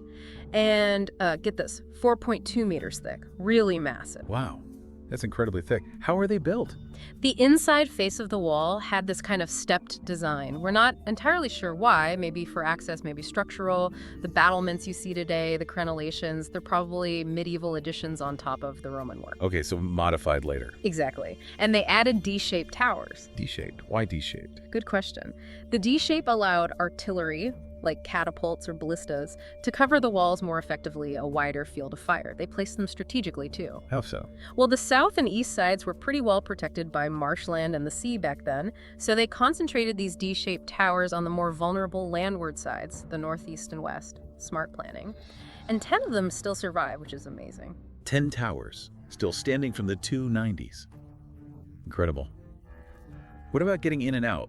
The gates. 2 main gates. A west gate facing inland, which had a rectangular gatehouse design flanked by D-shaped towers, and an east gate closer to the sea. Parts of the east gate are still there, but it's heavily rebuilt from medieval and even 19th century work. Oh. There were probably also smaller postern gates, maybe in the north wall, possibly the south too, giving access down to the harbor or marshes. Makes sense for a naval base. Yeah. And inside, what was life like for the garrison? The ground level inside was artificially raised. They basically dug out the foundation ditches and dumped the earth inside to level it up with a step at the back of the wall. As for buildings, evidence like Roman hearths suggests mostly timber barracks. Timber. Yeah, timber frame structures with wattle and daub walls. That sort of thing doesn't survive well archaeologically, you see, not above ground anyway. Right, rots away. And who were the soldiers? Do we know the unit? We do, actually. The commander was a Praepositus Numeri Epicorum. What now? Praepositus commander. Numeri Abulcorum, the unit of the Abulci, an infantry unit. There's even a suggestion they might have been quite an elite unit, maybe served in Gaul too. So Rome clearly thought this fort was important. An elite unit. Definitely underlines its importance. Okay, so Rome eventually pulls out of Britain around 410 AD. What happens to Anderidum? Does it just get abandoned? Well, not immediately, it seems. This is another fascinating layer. Archaeology shows that after the Roman army left, civilians actually moved inside the massive Roman walls. Probably for protection, you'd imagine. Safety in numbers and behind big walls. Exactly. And they weren't totally cut off. Finds show they were still trading pottery from the eastern Mediterranean, stuff from Syria, even Macedonia has turned up. Pretty wide-ranging links for a post-Roman community. Wow, still connected even after Rome left. But things didn't stay peaceful, did they? I remember reading something about a Saxon attack. That's right. The Anglo-Saxon Chronicle mentions a Saxon raid in 477 AD, driving people out into the forest, the Weald. And then there's a really grim entry for 491. What does it say? It says, the Saxon leaders, Ael and Sissa, besieged the place they called it Andre Dathister, and the Chronicle states they slew all the inhabitants. There was not even one Briton left there. Heavens. A total massacre, according to the records. Is that the end of the story for the site then? It's a brutal account. There's debate about how literally to take it, but it was clearly devastating. However, it wasn't the absolute end. By the mid-6th century, so maybe 50 years later, archaeological finds show a Saxon community had actually settled back inside the Roman walls. Pottery, glass, that kind of thing. So resettled by Saxons. Seems so. And by the late Anglo-Saxon period, the place, now known as Pevensey, was a well-established fishing port and salt-making center. Important enough that by the 11th century, the whole village was actually inside the Roman fort. From Roman fort to civilian refuge, massacre site, then Saxon village. All within those same walls. Yeah. That's quite a history already. And then comes 1066. Yeah, the Norman conquest. Another huge turning point. By then, the old Roman fort was probably pretty ruinous, but its location was still absolutely key. William the Conqueror lands just down the coast. At Pevensey Bay, right? Exactly. And the first thing his army does is shelter within the Roman walls. They threw up a temporary fortification inside the ruins overnight. They even did some quick repairs to the Roman walls. Smart move, using the existing defenses. And isn't there that theory about the Bayeux Tapestry? Yes, that's a really interesting one. The tapestry shows the Normans building a castle mound at Hestingasiestra. Now, Hastings doesn't actually have a known Roman fort, but places ending in "sasters" often are former Roman sites. Like Anderetum, Pevensey. Precisely. So it's very plausible the tapestry is actually showing William's men fortifying Pevensey, not Hastings. Plus, building your castle inside Roman ruins sent a powerful message, didn't it? We're the successors to Roman power. Political symbolism right there. So William wins and Pevensey becomes important in Norman England. Very. It becomes the center of one of the 5 rapes of Sussex, granted to William's half-brother, Robert, Count of Mortain.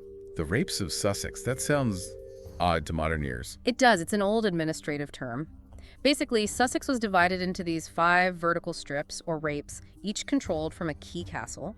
Pevensey controlled the easternmost rape, a vital defensive and administrative post. Got it. So Robert of Morton starts building a proper Norman castle there. Yes, in the 1070s. He repairs the Roman walls more thoroughly and builds a Norman castle inside them, using the Roman walls as the outer curtain wall.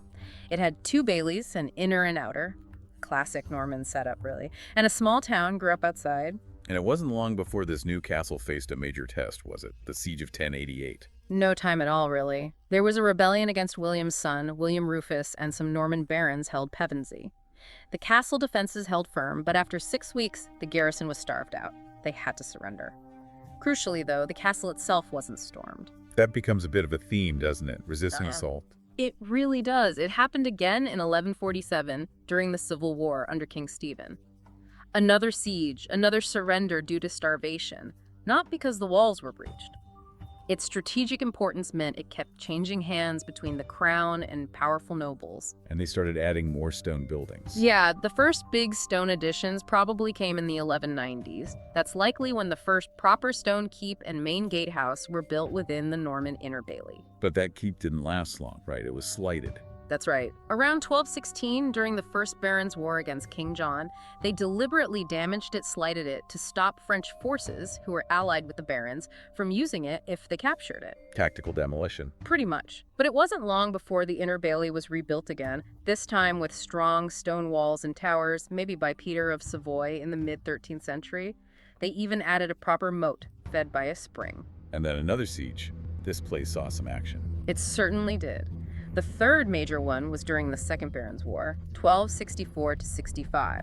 Simon de Montfort's forces besieged it for over a year. A whole year? An entire year. And again, they couldn't take it by storm. De Montfort's men did cause quite a bit of damage to the outer Roman wall during the siege, though, battering away at it. Incredible resilience. What about the keep itself? The Norman stone keep, you mentioned it was rebuilt. Was it typical? The keep is fascinating. The one that developed, possibly after the slighting, had this really unusual rectangular shape, but with 7 projecting towers, very unlike standard square or round keeps of the time. 7 towers on a rectangle. That is unusual. It really is. There's no other keep quite like it in England. Some people have even wondered if the design, maybe the placement of those towers, was somehow influenced by the underlying Roman foundations or towers. A bit speculative, but interesting. Another potential Roman echo. Fascinating. But despite holding out against sieges, it sounds like keeping the castle maintained was a constant struggle. It seems so. Records from the 14th century mention needing repairs quite often, general decay setting in. But it faced one last siege in 1399. 4th time lucky for the attackers. Nope.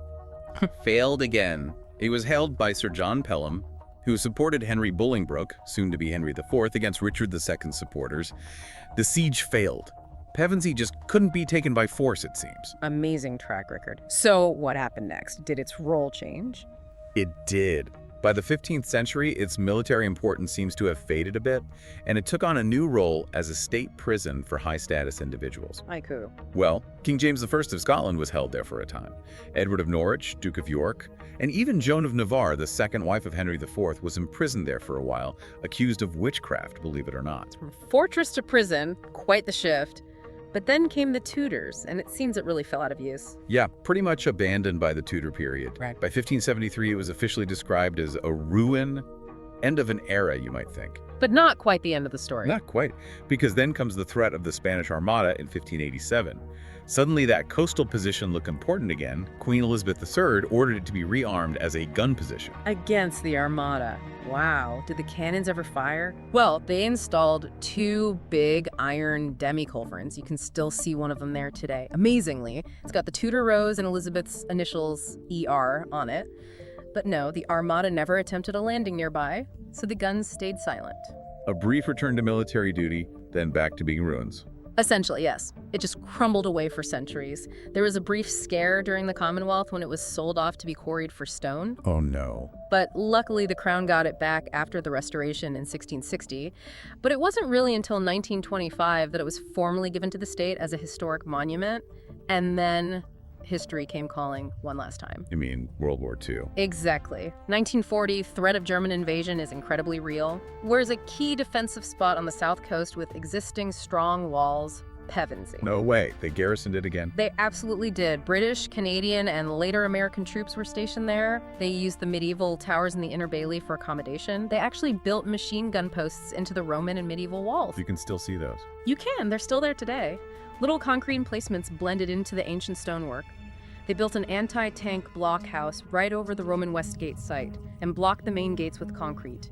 The U.S. Army Air Corps even used it as a radio direction finding station. That is just astonishing.